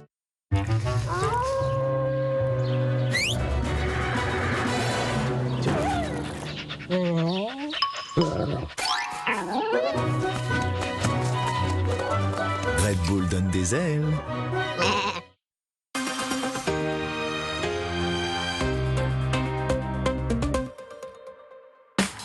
Danser toute la soirée. Assister au match de son équipe préférée. Vos jambes lourdes vous gênent ? Pensez à Daflon. Daflon 500 mg, efficacité cliniquement démontrée dans les troubles de la circulation veineuse, jambes lourdes, douleurs, impatience. Daflon, passe à l'action. Tout médicament peut exposer à des risques. Parlez-en à votre pharmacien. Besoin d'un nouveau pare-brise ? Réglez ça facilement vous-même. En 3 minutes, c'est fait. Avant que votre programme reprenne, tapez votre numéro d'immatriculation.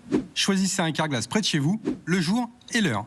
Et on remplace votre pare-brise où et quand vous voulez. Alors rendez-vous tout de suite sur carglass.fr et tapez bien carglass.fr. En plus, en ce moment, Carglass vous offre un aspirateur de voiture développé par Noroto. Carglass répare, Carglass remplace. Merci docteur. Alors à qui le tour ? Bonjour. Ça va ? Docteur, Qu'est-ce qu'on fait ? appelez le 112 et mettez-le au parleur. Un accident peut arriver n'importe quand. Alors on doit pouvoir compter sur n'importe qui. Chez Groupama, nous avons déjà formé gratuitement plus de 200 000 personnes aux gestes qui sauvent. Groupama, toujours là pour moi. La météo avec CIC Entreprises à mission. Une banque peut choisir de miser sur le talent d'où qu'il vienne.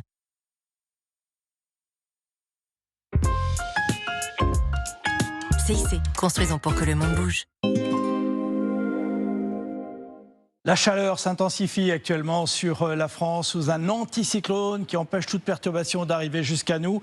Alors sauf dans l'ouest, où on a quand même quelques petits développements nuageux là du côté de la Bretagne.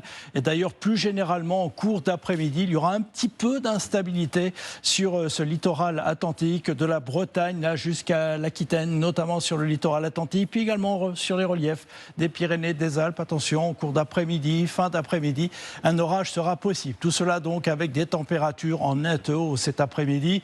Voilà, nous franchirons les 30 degrés quasiment partout, 27 à Cherbourg, mais 33 à Paris, 32 à Strasbourg, 37 degrés à Lyon ou encore 41 degrés à Bordeaux ou encore Toulouse. D'où cette vigilance canicule rouge autour de la vallée de la Garonne, avec ces températures qui dépasseront facilement les 40 degrés. On est quand même 12-13 degrés au-dessus des moyennes de saison. Demain, ça continue avec du temps sec et ensoleillé, toujours ces conditions anticycloniques. Les orages près de l'Atlantique auront disparu en cours de nuit. En revanche, ils pourront reprendre en cours d'après-midi sur les Pyrénées, l'Auvergne ou encore les Alpes, seulement en montagne. Ailleurs, du soleil et des températures toujours caniculaires, notamment dans le sud, mais qu'on ne descendra pas sous les 20 degrés, notamment dans le sud-ouest, encore près de la Méditerranée, 15 degrés à Reims et en cours d'après-midi, toujours de fortes chaleurs. Alors, sauf dans l'ouest, après les orages, on a des températures qui ne dépasseront pas 25 degrés à Brest, mais 36 à Paris et jusqu'à 41 degrés du côté d'Agen. La suite, eh bien, c'est le maintien de ce temps très très chaud, mais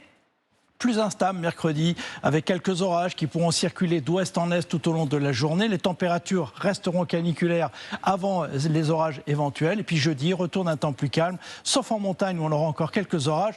Et les températures, oui, elles baisseront à peine. On n'y est pas encore. Pour l'instant, l'info continue sur LCI. Et il est un tout petit peu plus de 16h. C'est la suite de LCI Direct. La paix en Ukraine est-elle secondaire? Vladimir Poutine et Donald Trump, visiblement, ont d'autres priorités. Quels sujets seront sur la table vendredi en Alaska? On en parle avec nos invités juste après le journal de Nivine Potros. Bonjour Magali, bonjour à tous. À la une de l'actualité, Emmanuel Macron sort du silence 3 jours après la présentation par Benyamin Netanyahou d'un plan d'occupation totale de Gaza. Le président réagit et dénonce un désastre annoncé d'une gravité sans précédent. Mathieu Desmoulins du service politique TF1 LCI nous a rejoint.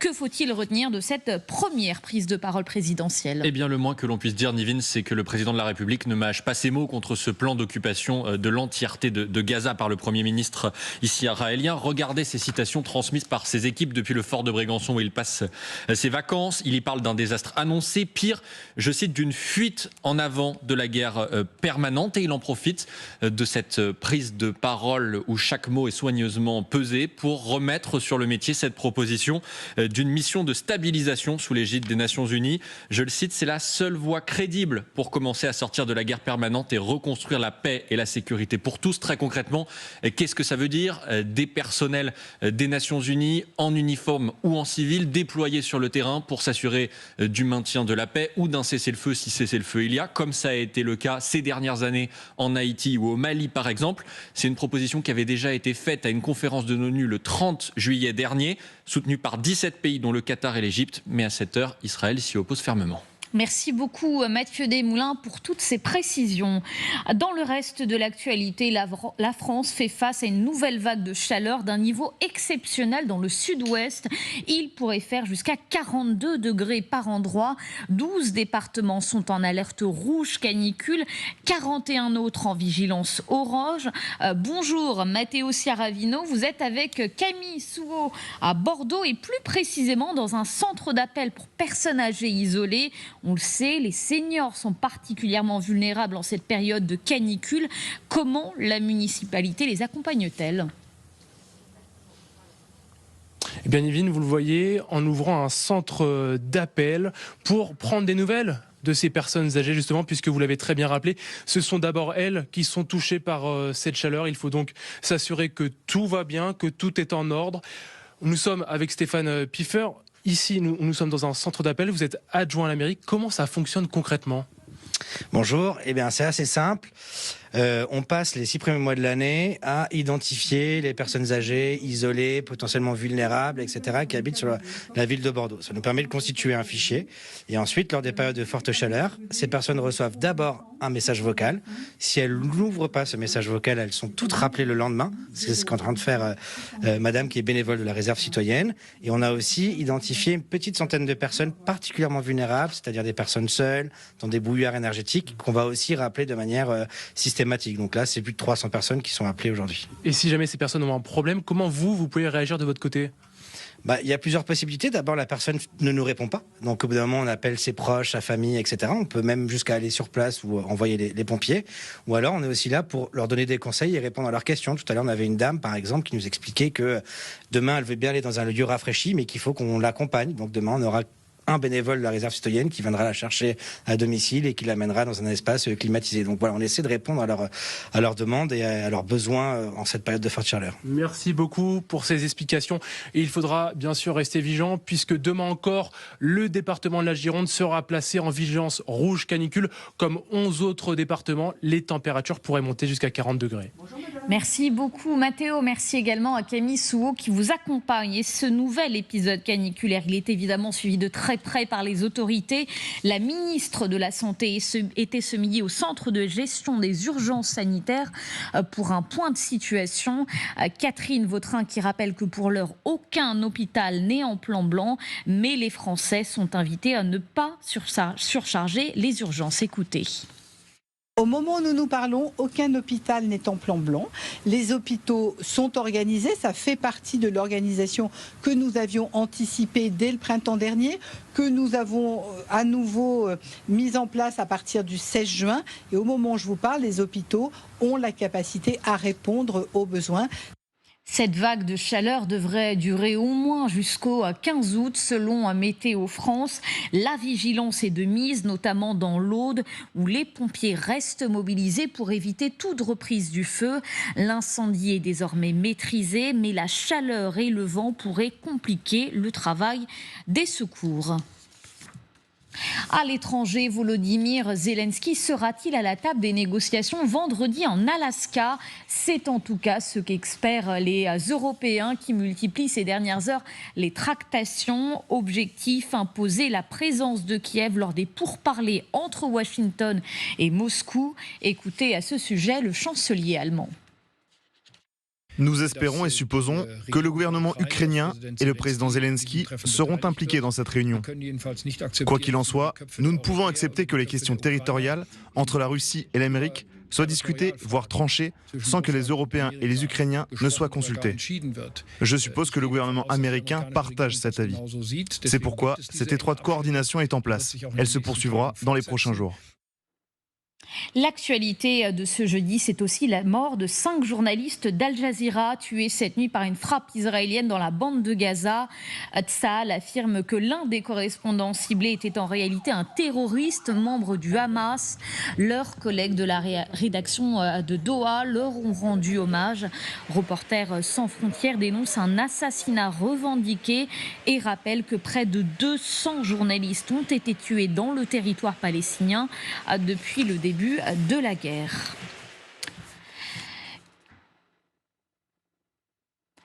Et on termine ce journal avec cette information des plus surprenantes. La centrale nucléaire de Gravelines est à l'arrêt depuis hier soir à cause d'un groupe de méduses. Elle bloque les stations de pompage de l'eau servant au refroidissement des réacteurs. 4 d'entre eux sont à l'arrêt. Dans un communiqué, EDF précise que cet incident n'a pas de conséquences sur la sûreté des installations, la sécurité du personnel personnel ou encore sur l'environnement. Voilà pour l'essentiel de l'information à 16h sur LCI Magali. Merci beaucoup Nivine. À tout à l'heure dans LCI Direct, vous nous rejoindrez à 16h30 pour l'histoire du jour. Une question maintenant, la guerre en Ukraine pourra-t-elle être résolue par Donald Trump? Le président américain, vous le savez, va rencontrer Vladimir Poutine, donc ce sera vendredi 15 août, ce vendredi, ça se passe en Alaska. Pour le moment, les contours de la réunion ne sont pas très clairs et ne comptez pas sur le président américain pour être plus précis. Vous parlez de territoires qui ont été disputés pendant 3 ans et demi. Beaucoup de Russes sont morts. Beaucoup d'Ukrainiens sont morts. Nous examinons donc la situation. Nous cherchons à en récupérer certains, à en échanger d'autres. C'est compliqué. Ce n'est vraiment pas facile. C'est très compliqué.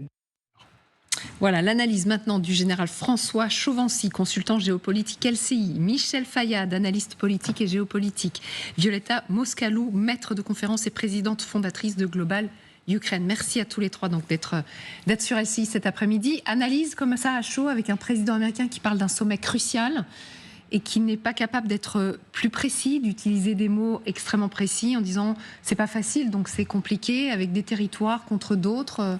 Voilà. Ça paraît un peu léger. Que ce soit compliqué, personne n'est surpris. Hein. Oui. Voilà. Que son discours ou les mots qu'il utilise sont très flous, c'est pas non plus une surprise. On ne sait jamais où va exactement Donald Trump. Une seule chose dont on est à peu près certain, c'est qu'il veut la paix. Pas forcément pour les autres, mais au moins pour lui. Il en a besoin pour son image. C'est indéniable. Ça ne veut pas dire qu'il n'est pas une fibre, je dirais, humaniste, entre guillemets, vis-à-vis des populations civiles. Il l'a exprimé plusieurs fois, je crois qu'il est sincère. La guerre lui fait horreur, et a priori, il est en position d'essayer d'arrêter ces guerres. Bon. Maintenant, une fois qu'on a dit ça, on fait quoi? On attend vendredi. On attend vendredi. Bon, on peut faire toutes les suppositions qu'on veut. Quand on parle de concessions, on a expliqué tout à l'heure ce qui se passait sur le terrain. Il n'y aura pas les concessions sur le terrain, ça fait partie du deal quand même. Hein. Je ne sens pas la capacité de Trump d'obtenir une vraie concession des Russes, parce qu'ils ne rendront pas les territoires conquis. Maintenant, il ne donnera pas non plus l'aval aux Ukrainiens pour qu'ils récupèrent leurs frontières de 1991. Ça ne va pas être possible non plus. Donc qu'est-ce qui reste, une fois qu'on a dit ça? Il reste simplement ce qui semble transparaître parfois chez certains commentateurs, une frontière ou une ligne de démarcation, je vais prendre un terme un peu ancien, entre les Ukrainiens et les Russes à la date d'aujourd'hui, ce qui va résoudre en partie, à mon sens, les concessions, dans la mesure où l'oblast de Kherson, qui s'appuie de part et d'autre sur le Dniepr, permettra de dire, bon voilà, la concession de Poutine, c'est je ne vais pas de l'autre côté. De toute façon, il ne pouvait pas y aller. Ouais. Il n'est pas arrivé. Mais c'est une forme de concession, puisqu'il a mis dans sa constitution que l'oblast de Kherson serait russe.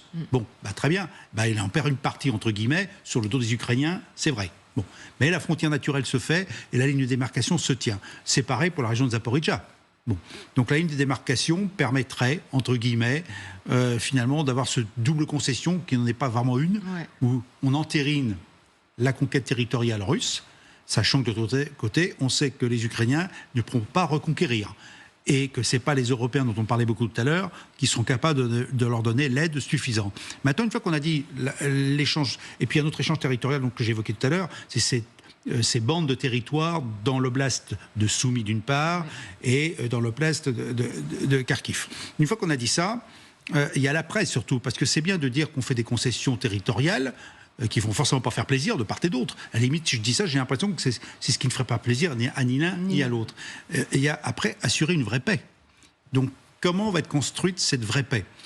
Est-ce que là, il y aura une concession russe en autorisant, par exemple, que l'Union européenne déploie des forces en force de réassurance, qui a été évoquée par le président Macron il y a quelques mois, qui me semble assez cohérent, c'est-à-dire une force d'urgence qui pourra d'ailleurs s'installer définitivement au bout d'un certain temps, qui, de fait, ferait de l'Ukraine, en vertu de l'article 42.7 du traité de Lisbonne, une protection, même si l'Ukraine n'est pas dans l'Union européenne, mais peu importe, ferait une forme de protection. Et puis à terme aussi, le condominium, j'oserais dire, franco-britannique, qui est quand même à l'affaire, aux manettes, c'est les seuls qui peuvent s'affranchir un petit peu de tous ces textes. C'est-à-dire que Ils peuvent décider l'un et l'autre. Nous déployons des forces, parce que nous sommes capables de le faire, et nous espérons que d'autres forces viendront s'adjoindre à nous. Mais rappelons-nous quand même qu'il y a quelques mois, il y avait combien 17, non, même 30 États concernés, mais il n'y en avait que 2 qui voulaient bien donner des forces. Même les Polonais ne voulaient pas en donner. Mais peu importe, on est dans la construction de l'après pour garantir la sécurité de l'Ukraine. C'est ça la question dont on ne parle pas d'ailleurs depuis plusieurs jours. Quelles sont les garanties de sécurité de l'Ukraine? Pour moi, il n'y en a qu'une. Il n'y en a qu'une essentielle au départ, qui est physique. Il faut des forces européennes aux côtés des Ukrainiens dans ce contexte. Il faut que la Russie l'accepte, parce que de fait, si nos forces sont là, comme c'est déjà le cas dans le cadre de l'OTAN, dans les États baltes, en Pologne ou en Roumanie, le fait qu'on soit en Ukraine, donc comme finalement otage, entre guillemets, vous venez nous taquiner, vous allez nous trouver. Et ce qui, après, justifie d'ailleurs tout l'effort de défense, toute l'architecture de défense qu'on met en place, de défense de l'Europe, et alors pas uniquement de l'Union européenne. Ça serait une vraie concession de la part de la Russie. Vladimir Poutine n'en voulait pas pour l'instant. Mais il n'en voulait pas parce que, oui, il a son agenda, mais là, il faut que l'Europe, à mon avis, insiste dans ce domaine-là. Alors le problème de l'Europe, c'est quelle Europe? C'est l'Union européenne plus les Britanniques. Parce que les Britanniques jouent leur carte aussi. Ouais. Ne l'oublions pas quand même. Hein. Donc voilà, donc le jeu est assez compliqué. Donc il faut bien que l'Europe soit à la table des négociations. Voilà donc pour le dossier ukrainien qui sera sur la table. Mais est-ce que c'est le dossier principal aux yeux de Vladimir Poutine et Donald Trump? Parce que d'autres sujets cruciaux seront abordés aussi. Je pense que les deux vont vouloir minimiser au maximum le dossier ukrainien et parler du reste. En fait, il y a quelque chose d'assez intéressant. Vous savez, Donald Trump n'a pas choisi d'envoyer Marco Rubio négocier avec Vladimir Poutine la semaine dernière, qui est le secrétaire d'État, qui est la personne qui devrait être envoyée parce qu'il a cette fonction. Mais il a envoyé donc Witkoff, qui lui est un homme d'affaires, un magnat de l'immobilier. Et donc c'est un signe, c'est-à-dire qu'on ne va pas discuter purement diplomatiquement, on va négocier business. On ne va pas aller sur une tendance pro-ukrainienne complètement, parce que Marco Rubio est pour le coup pro-ukrainien, et est très clair là-dessus, tandis que Steve Witkoff, lui, est beaucoup plus proche des thèses de la Russie. C'est quand même lui le premier qui, je ne sais plus à quel mois, en mars peut-être, avait déjà cédé les 4 oblasts dont on parle maintenant. Donc, vous savez, quand vous envoyez votre représentant négocier quelque chose, mais il a déjà cédé il y a quelques mois sur l'essentiel, il n'y a plus tellement de choses à négocier sur le dossier ukrainien. Donc, en fait, il y a d'autres choses, et notamment le pétrole, le gaz et les métaux, parce que, par exemple, sur le pétrole, aujourd'hui, vous avez 3 pays dans le monde qui produisent à peu près la même chose, donc l'Arabie Saoudite, les États-Unis et la Russie.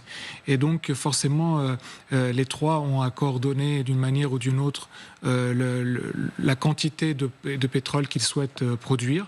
Il y a, ne serait-ce d'ailleurs que les sanctions qu'avait évoquées Donald Trump à un moment donné, de 500%, vous savez, de taxes sur les achats des Chinois et des Indiens. Ça veut dire en fait écarter du marché 5 millions de barils qui sont exportés chaque jour par la Russie. En réalité, c'est impossible, parce que sinon vous provoquerez en fait une hausse du prix du baril à $300 peut-être, parce que 5 millions de barils par jour exclus du marché, c'est irremplaçable. Vous pouvez remplacer au jour d'aujourd'hui jusqu'à 2 millions de barils, mais il y a 3 millions qui sont irremplaçables au jour d'aujourd'hui, à moins que les États-Unis, mais ce qu'ils ne feront pas, lèvent complètement leurs sanctions contre le Venezuela et contre l'Iran. Et dans ce cas-là, il y a peut-être des possibilités. Mais on n'est franchement pas là. Mais sur les métaux et les terres rares, il y a une possibilité aussi d'entente. La Russie, quand l'Ukraine était en train de négocier avec les États-Unis sur les métaux et les terres rares, avait dit qu'elle aussi a de quoi plaire aux Américains, a des métaux stratégiques, a des terres rares.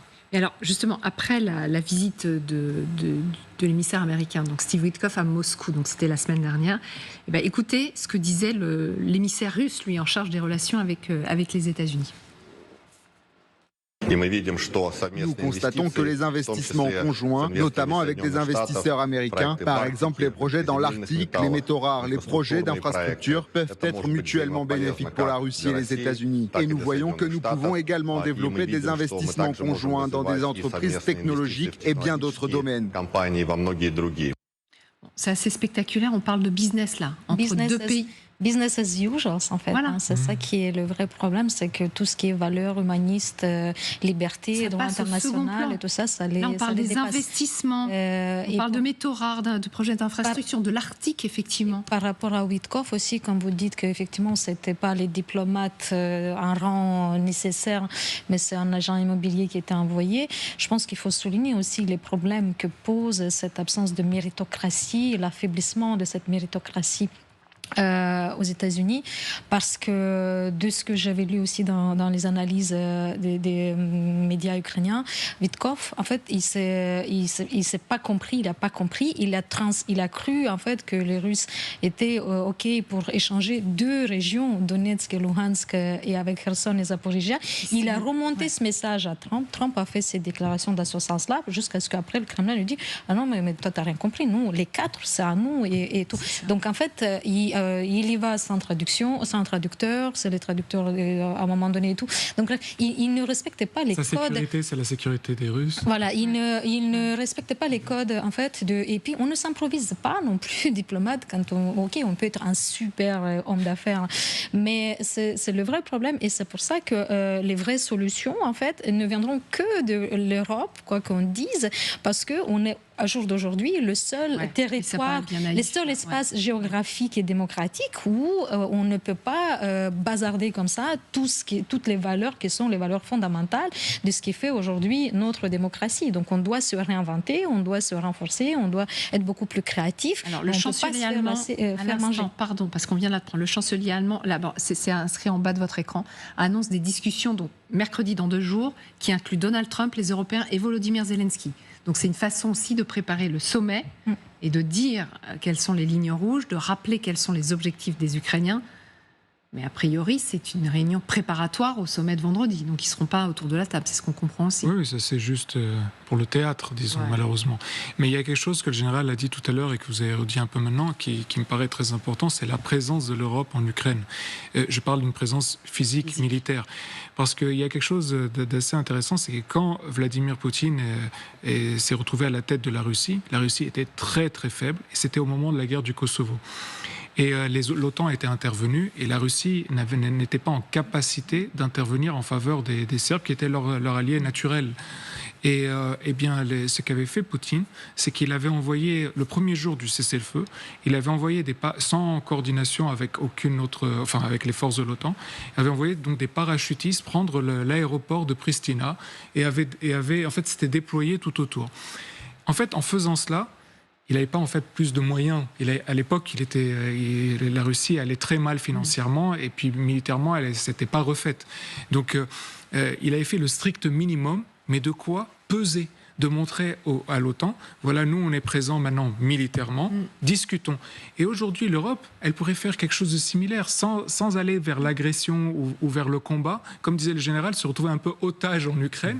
Donc envoyer une force qui est juste présente, je ne sais pas où, peut-être vous savez mieux que moi, je ne sais pas, mais par exemple aller peut-être dans des aéroports, dans des, je ne sais pas, à des endroits, mais montrer sa présence. La notion qui a été évoquée, en fait, c'est une capacité de réaction, ce qui veut dire qu'il y aura une zone où les forces seraient déployées, en mesure d'intervenir. Voilà. C'est pas un déclassement des forces sur l'ensemble du territoire, c'est une mesure de réassurance, de force finalement de réaction rapide, un terme qui a été utilisé dans le passé, au profit de l'armée ukrainienne en cas de besoin. Voilà. Et il y a une chose qui était intéressante, c'est qu'à l'époque de l'URSS disait à Hafez el-Assad, celui qui contrôle le terrain contrôle la décision. Donc pour eux, seul le terrain compte. Et donc si l'Europe n'est pas sur le terrain, elle ne compte pas. Donc il faut qu'on sache avec qui on est en train de discuter. On parlait avant de quelqu'un qui parle de l'histoire, peut-être une histoire décalée, etc. Mais là, on a aussi quelqu'un qui est aussi dans cette idée de l'URSS que seul le terrain compte. Donc soyons présents sur le terrain où on est. Et on n'est pas là, ça c'est sûr. Sur la table des négociations, vendredi, l'Ukraine, les relations bilatérales avec tout un volet commercial extrêmement important, et visiblement, il sera question des traités sur les armes nucléaires. Doit-on rappeler que la Russie et les États-Unis sont 2 grandes puissances nucléaires? De quoi peuvent-ils parler là? Déjà d'interdire la fabrication de certaines armes à portée intermédiaire, qui était l'objet des traités précédents dénoncés par les uns et par les autres, notamment Eurechnik, par exemple. C'est-à-dire en fait. Donc c'est-à-dire les Américains pourraient interdire aux Russes d'utiliser Non, leur... c'est vice-versa. Ça passe dans les deux sens. Hein. Ouais. Bien sûr, c'est donnant-donnant. Bien C'est sûr. limiter le nombre de têtes nucléaires. En fait, c'est reprendre. Alors, je ne sais pas si ce sera une utilité majeure. En fait, pour moi, ce serait plutôt rétablir un droit international sur le sujet du nucléaire, qui donne une notion de parité, d'ailleurs, entre la Russie et les États-Unis. Bon, les États-Unis, en fait, en Europe, c'est quoi? C'est 200-250 têtes nucléaires tactiques. Hein. Ça s'arrête là. Et après, tout ce qui est dissuasion ailleurs. Donc voilà, moi, je verrais ça comme ça. C'est-à-dire rétablir un lien officiel où la Russie devient finalement un acteur principal du désarmement entre guillemets ou du contrôle de l'arme nucléaire. Mais là, les choses ont évolué quand même depuis 40 ans. Ouais. Hein, n'oublions pas que la France et la Grande-Bretagne ont leurs propres armes qui dépassent largement ce niveau. Et que, alors je ne sais plus quelle était notre position à l'époque, hein, mais néanmoins, on gardera notre souveraineté dans ces domaines-là. Donc, mais pour moi, c'est pas tellement la technicité du sujet qui sera importante, c'est l'image que ça donnera à la Russie en particulier et aux États-Unis un peu, en termes de gestion de l'arme nucléaire, alors que depuis 3 ans et demi, la Russie a quand même largement mis en avant, pratiquement tous les mois, l'usage potentiel d'une arme nucléaire, habillée de différentes façons, mais même la centrale de Zaporijjia en soi, qui est un nucléaire civil. C'est aussi une partie du débat sur le nucléaire, puisqu'on a joué sur la peur du nucléaire et sur l'environnement, à partir de cela et de cette occupation illégale selon le droit international et le protocole de 77. Voilà, donc c'est reconstruire un droit international, mais où finalement la Russie trouverait une place de choix, alors que c'est quand même elle qui a brandi en permanence cette menace. Bref, ce sommet s'annonce crucial. Oui, mais il n'y a pas que ça. Il y a aussi le commercial qui va peut-être rentrer en ligne de compte. Bah, le commercial. Vous l'avez évoqué tout à l'heure. Ah bah oui, non mais c'est bon, c'est mieux qu'une série Netflix. Hein. On attend le Oui. premier épisode de cet échange vendredi avec impatience. On va faire juste une pause. Vous connaissez le principe de LCI Direct, 16h30, c'est l'histoire du jour. Nivin Potros va venir dans un instant parce que derrière Vladimir Poutine, on a l'impression que c'est lui qui décide de tout. Eh bien non, détrompez-vous, il y a notamment cet homme-là. Quel est son rôle précisément au Kremlin? On vous dit tout dans un instant, à tout de suite.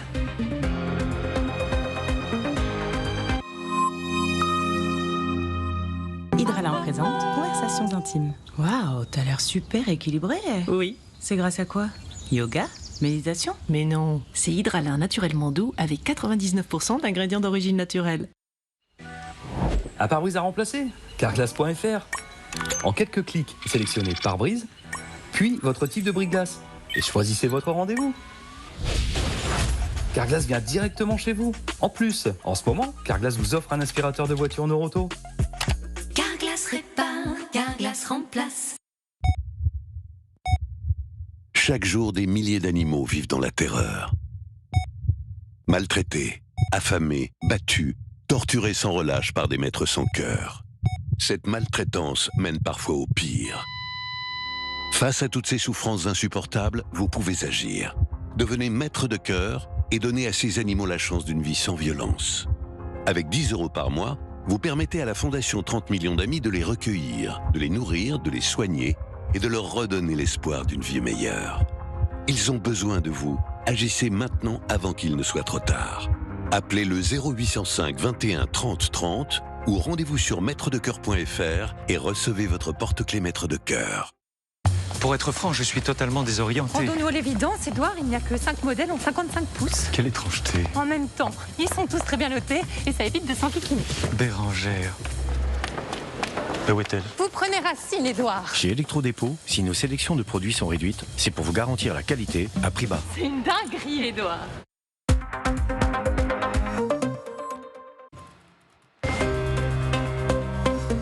L'histoire du jour à suivre dans LCI Direct, ce sera dans 1 minute, mais on revient sur l'information qu'on a apprise ensemble en direct il y a quelques minutes. Vous le savez, les ministres des Affaires étrangères européens étaient réunis en urgence cet après-midi pour parler de ce sommet entre Vladimir Poutine et Donald Trump qui se tiendra ce vendredi en Alaska. Eh bien, on apprend par la voix du chancelier allemand qu'il y aura une réunion vraisemblablement en préparatoire. Une réunion en tout cas entre Donald Trump, Volodymyr Zelensky et les Européens. Il s'agit d'un échange évidemment téléphonique. Qu'est-ce que ça peut donner? Est-ce que les Européens finalement peuvent peser avant ce sommet? L'analyse toujours de nos invités. Général, qu'est-ce que vous y voyez? Vous y voyez peut-être du poids des Européens. En tout cas, les Européens ont réussi à obtenir un échange direct avec le président américain. Ils ont été entendus, surtout ce qui n'était pas le cas il y a 2 heures. Donc là, ils sont entendus. Et puis j'irai même un peu plus loin, c'est qu'ils ont sans doute réussi à mettre dans la balance l'intérêt pour Trump de parler avec les Européens. C'est ça qui est important. Alors, je ne sais pas ce qui a été mis dans la balance, mais de toute façon, nous sommes tous convaincus depuis le départ, on l'a un peu évoqué d'une manière indirecte tout à l'heure avec la présence militaire européenne, ce n'est pas les Américains qui vont faire la paix en Ukraine physiquement. Il va bien falloir que les Américains s'appuient sur une entité qui soit présente sur le continent européen. Donc, dans le cadre du bon sens, la place des Européens est loin d'être anachronique, elle est nécessaire. Et avoir convaincu finalement Donald Trump que c'était utile, et pas uniquement possible, mais utile avant tout, je pense que là, ils ont sans doute marqué ils ont fait un grand pas en avant. Maintenant, on verra la suite. Mais le fait qu'il y ait déjà cette réunion qui est annoncée, de préparation, ces échanges, il y a bien une réunion, si j'ai bien compris, avant, voilà, hein, ça va assez vite quand même. Donc ça prouve quand même que l'action européenne a eu un effet positif. Donc on va voir ce qu'ils ont. De toute façon, Donald Trump, il est quand même bien conscient que s'il veut que son accord le 15 août ne soit pas complètement caduc, il est quand même obligé de discuter avec les partenaires, en fait. Hein. Donc il a quand même progressé sur sa posture depuis sa façon de faire au mois de février. Donc ça va quand même dans le bon sens. Et encore une fois, l'Europe, elle a une voix qui est une voix dans le camp des solutions, pas seulement à subir des décisions prises par les autres pays. Donc les Européens et Zelensky ne sont pas hors jeu finalement?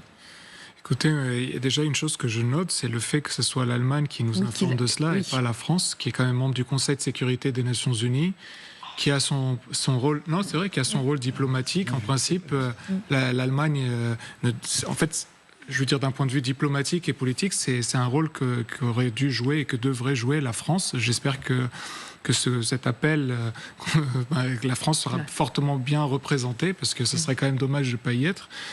Et l'autre point que je dirais, c'est que quand bien même il y aurait un appel avec l'Europe, ça ne veut pas dire que vendredi, l'Europe pèsera énormément. Je veux dire, on a bien vu, par exemple, lors de la guerre en Iran, que juste avant la guerre en Iran, il y a eu des discussions entre les Américains, les Européens, voire même les Européens, les Iraniens, les Américains, leur disant « allez-y, discutez avec eux ».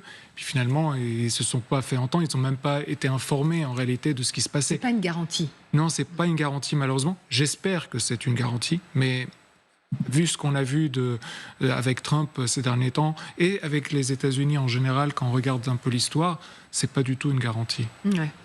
Pas une garantie, mais le général disait bon. Quand même, ce matin, oui, non, mais bien sûr, on va juste voir le résultat immédiat. C'est vrai que ce matin, on se disait bon, c'est peut-être des gesticulations dans le vent. Il y a quand même une petite main tendue de Donald Trump malgré tout. La gesticulation, c'est depuis ce week-end, de toute façon. Oui. Donc petit à petit, ça s'est mis en route. Et il aurait été quand même extraordinaire qu'il n'y ait pas quelque chose d'obtenu. Bon, maintenant, effectivement, il faut se méfier du résultat final, mais peu importe. Le but, c'est que l'Europe... Mais je n'avais pas remarqué, effectivement, que l'Allemagne s'exprimait plutôt au nom de la France. Mais le problème du Conseil de sécurité des Nations Unies, c'est qu'aujourd'hui, il est complètement décrédibilisé. Donc, mais la France, en tant que telle, aurait pu parler, mais peut-être qu'il y a aussi une répartition des rôles. Mais je pense que, bon, là, on a un pas en avant.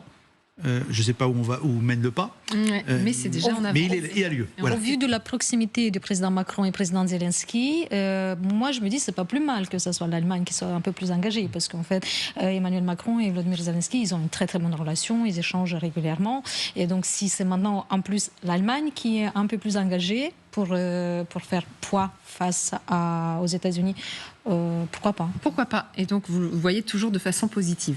L'histoire du jour maintenant, puisque Nivine Potros nous a rejoint. Nivine, donc vous avez décidé de revenir sur un homme, un profil très intéressant qui joue un rôle central dans cette guerre. Son nom, c'est Sergueï Kirienko.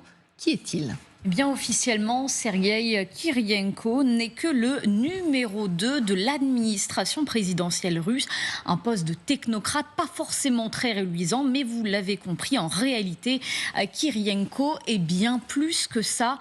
Il est l'homme qui transforme les idées de Vladimir Poutine en action. Cette citation, on la doit à nos confrères du New York Times qui en dressent un portrait détaillé.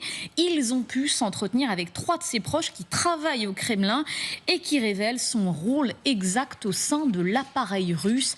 L'homme de 63 ans a plusieurs missions. D'abord, gérer l'aspect politique de la guerre en Ukraine. C'est lui, par exemple, qui réprime l'opposition intérieure en Ukraine, qui étend le contrôle du Kremlin sur Internet, façonne la propagande et légitime l'annexion du territoire ukrainien. C'est d'ailleurs lui qui a organisé les prétendus référendums sur l'annexion des 4 oblasts, ce qui lui a d'ailleurs valu le surnom de vice-roi du Donbass. Des surnoms, il en a plusieurs, comme par exemple Monsieur Kinder Surprise ou Bombe Surprise, parce que Kirienko, il est toujours là où on ne l'attend pas. C'est un peu une girouette, pour ne pas dire un opportuniste, nommé par exemple à la surprise générale Premier ministre par intérim. C'était en 1998. Seulement quelques mois plus tard, il perd son poste pour un défaut de paiement de la dette russe. Il tourne alors le dos au Kremlin et confonde un parti prônant des réformes économiques à l'occidental. Mais finalement, après l'élection de Poutine en 2002, il change de cap, il quitte le Parlement et décide de travailler pour le Kremlin. À partir de là, tout change. Et il le dit lui-même. Regardez ce qu'il disait en 2000 dans une interview. Je n'ai plus de conviction maintenant. Je suis un soldat de Poutine.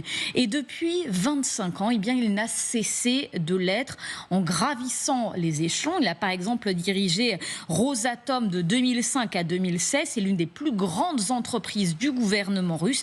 Aujourd'hui, il est devenu indispensable au maître du Kremlin. Ça veut dire quoi, son rôle exactement aujourd'hui? Parce que vous nous avez parlé de l'aspect politique, son poids politique dans cette guerre en Ukraine, mais il n'y a pas que ça qui compte. Non, parce qu'il gère aussi la politique intérieure en Russie. Il est par exemple chargé de truquer les élections présidentielles pour faire gagner un certain Vladimir Poutine. C'est ce qu'il a fait en 2018 et en 2024. Il est aussi chargé de sélectionner les dirigeants des 80 oblasts des régions russes. Il est chargé de faire taire l'opposition, mais surtout de véhiculer la propagande du Kremlin. Un exemple très précis et que vous allez vite comprendre pourquoi. Si Vladimir Poutine conclut un accord avec le président Trump vendredi très précisément, c'est à lui qu'il incombera de présenter tout compromis aux Russes comme une victoire. Au-delà de ce dossier ukrainien, vous l'avez compris, Kirienko, il supervise également les dossiers relatifs à la Transnistrie, aux régions séparatistes de Géorgie, mais aussi à l'Arménie. Bref, vous l'avez compris, c'est l'un des plus proches conseillers aujourd'hui de Vladimir Poutine, au point que certains le présentent comme son dauphin, prêt à lui succéder en cas de besoin. Merci beaucoup Nivine. On va prolonger donc la discussion avec Sergueï Boutman qui est en direct avec nous. Bonjour. Journaliste russe, vice-rédacteur en chef de la radio L'Écho de Moscou. Déjà, est-ce que vous le connaissiez? Bien sûr. Oui, bien sûr. Ce monsieur Kirienko, il a ce poids-là, c'est connu en Russie, ce poids prépondérant au sein du Kremlin? Je ne sais pas s'il est vraiment un conseiller très proche de Vladimir Poutine. C'est quelqu'un qui exécute les idées de Poutine. C'est quelqu'un qui gère la politique intérieure, qui gère cette unilatéralité de la pensée russe. C'est lui qui organise, c'est l'architecte de tout ce qui est la répression contre les médias. C'est lui qui gère la politique régionale. C'est quelqu'un. Je ne sais pas s'il a ses propres idées. Je pense plutôt qu'il a raison quand il disait qu'il n'était qu'un soldat de Poutine. Mais un soldat c'est peut-être un sergent-chef qui exécute et qui connaît ce qu'est la loi de Poutine, qui sait très bien ce qu'est la politique de Poutine, et d'une façon très ferme, il l'exécute. C'est un homme étouffant. Il a été quelqu'un de ces nouveaux réformateurs, des jeunes réformateurs dans les années 90. Il était amené dans la grande politique par Boris Nemtsov. Je vous rappelle qu'il a été tué il y a 10 ans. Mais ensuite, après la victoire de Poutine, il est devenu justement le soldat de Poutine, et c'est lui qui exécute, qui écarte tous ceux qui étaient pour les nuances, pour nuancer la politique de Poutine. Pour lui, c'est une chose assez droite et qui mène droit au but. Et le but, c'est la victoire de Poutine sur tous les domaines. Donc ça veut dire que si on reparle de ce qui nous intéresse aujourd'hui, le sommet vendredi en Alaska, c'est pas lui qui met tout en œuvre, il est juste chargé de le service après-vente. Apparemment, c'est ce que disait Nivin Potros, il sera lui chargé de vendre aux Russes, au peuple russe, le fait que Vladimir Poutine ait forcément obtenu une victoire auprès de Donald Trump. Oui, bien sûr. Vous avez très bien dit que ce sera la post-publicité de cet arrangement éventuel entre Poutine et Trump. Et il a une équipe énorme, une équipe de propagande. Et il y a tout un appareil extraordinaire de ces médias et de ces blogueurs.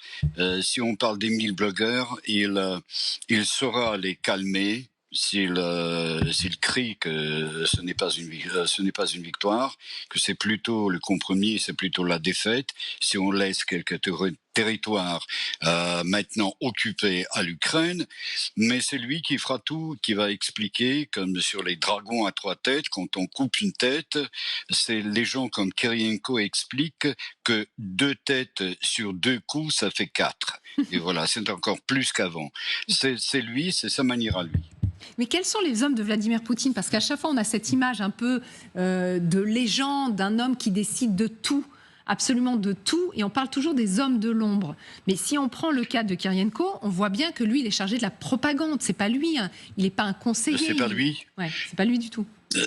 Vous savez, j'ai beaucoup de doutes. Il y a des gens qui ont une influence idéologique peut-être sur Poutine, comme Dugin, le prétendu philosophe, comme les gens qui lui avaient raconté sur le philosophe Ilyine, un nationaliste farouche et émigré. Mais je pense que rien ne se passe sans Poutine, et que c'est peut-être les gens comme Kirienko ou les autres comme Sechin, le magnat, qui fassent passer leurs propres idées, qui ne sont que des nuances des idées de Poutine, pour les idées de Poutine toutes faites. Voilà, mais je pense que Poutine, c'est un dictateur classique. Il a son équipe, mais son équipe est plutôt une équipe d'amis de longue date et des nouveaux technocrates, mais c'est lui le cœur, c'est lui le cerveau de toute cette équipe, et c'est lui qui prend des décisions. Violeta Moscalou. Juste pour rebondir sur la phrase « je n'ai aucune conviction, je suis qu'un soldat », ça me fait mal au cœur quand je regarde le sujet, parce qu'en effet, le journaliste russe a mentionné Boris Nemtsov. Il faut savoir qu'à l'époque, à la fin du règne de Boris Eltsine, Boris Nemtsov était un des prétendants potentiellement pour reprendre le pouvoir. Ils étaient en place, un poste important en même temps que Sergei Kirienko. Malheureusement, la décision d'un homme, de Boris Eltsine, de nommer Poutine un agent de FSB comme celui qui va reprendre et écarter Boris Nemtsov, ça nous coûte énormément et très très cher. Nemtsov, c'était un physicien, un intellectuel, un humaniste. C'était vraiment une personnalité que j'ai rencontrée personnellement sur le Euromaïdan en 2013-2014 à Kiev. Donc ça aurait pu être un espoir pour la Russie, effectivement, post à la chute de l'ex-URSS. Et malheureusement, Eltsine, pour des raisons de préserver, parce qu'il y avait des affaires de corruption, ils ont été accusés aussi pendant les périodes de quand il y a eu la répartition de la propriété collective, la privatisation donc du coup Eltsine et ses 2 filles ont fait le choix de cet agent de KGB parce qu'il leur a donné les garanties personnelles, et au lieu de penser à ce qui serait bien pour le pays effectivement. Et Nemtsov, comme je dis, il a été tué d'une balle dans la tête février 2015 comme plein d'autres donc Poutine a détruit de facto, il n'y a pas d'opposition aussi en Russie. On s'interroge d'ailleurs où sont les opposants, même dans la diaspora, même à l'étranger, on n'entend pas. Au nom de la diaspora ukrainienne, quand on regarde des fois les manifestations qui peuvent être faites à Paris ou Londres, à Varsovie et ailleurs, on se demande mais où sont les Russes, parce que s'il y avait, parce que c'est pour ça quand on nous dit oui mais attendez, la Russie ils sont pas tous pour Poutine, il y a des Russes bien peut-être et tout, je dis mais j'attends de les voir où ils sont, parce que quand ils sont à l'étranger ils devraient manifester aussi. Je voudrais bien voir à Paris tous les dimanches les Russes libres mentalement et tout, qui disent à Poutine libère notre pays, on a envie de rentrer chez nous. On me dit non mais ils ont peur, et j'ai envie de dire mais les Ukrainiens ils n'ont pas peur quand ils font face à ce qu'ils font, à toute la barbarie en fait qu'on a et tout.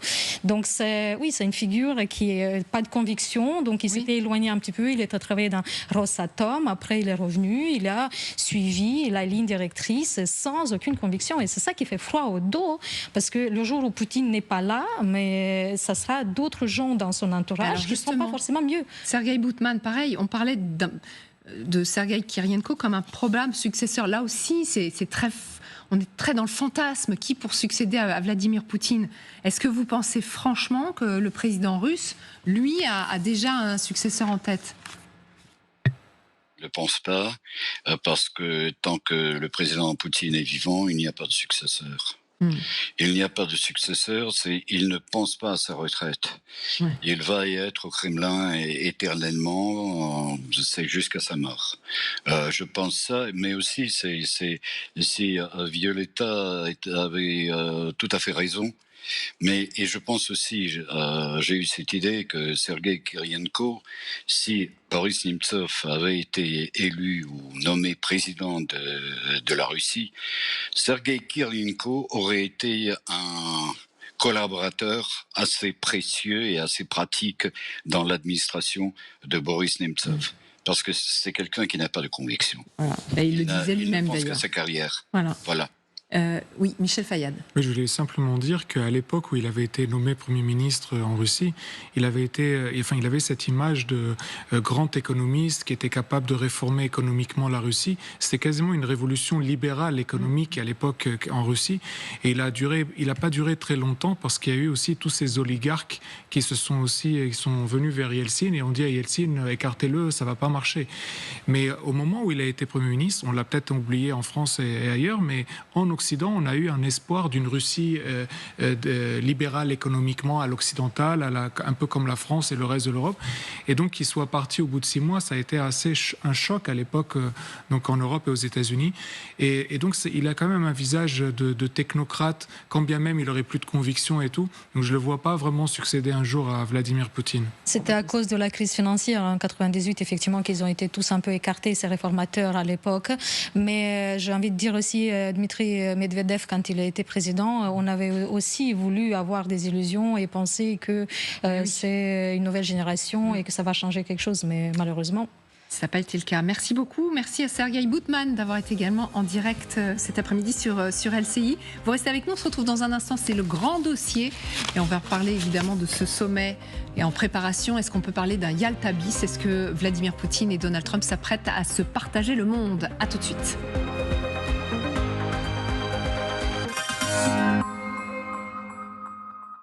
Alors nous les cahiers, on sait, l'année elle va être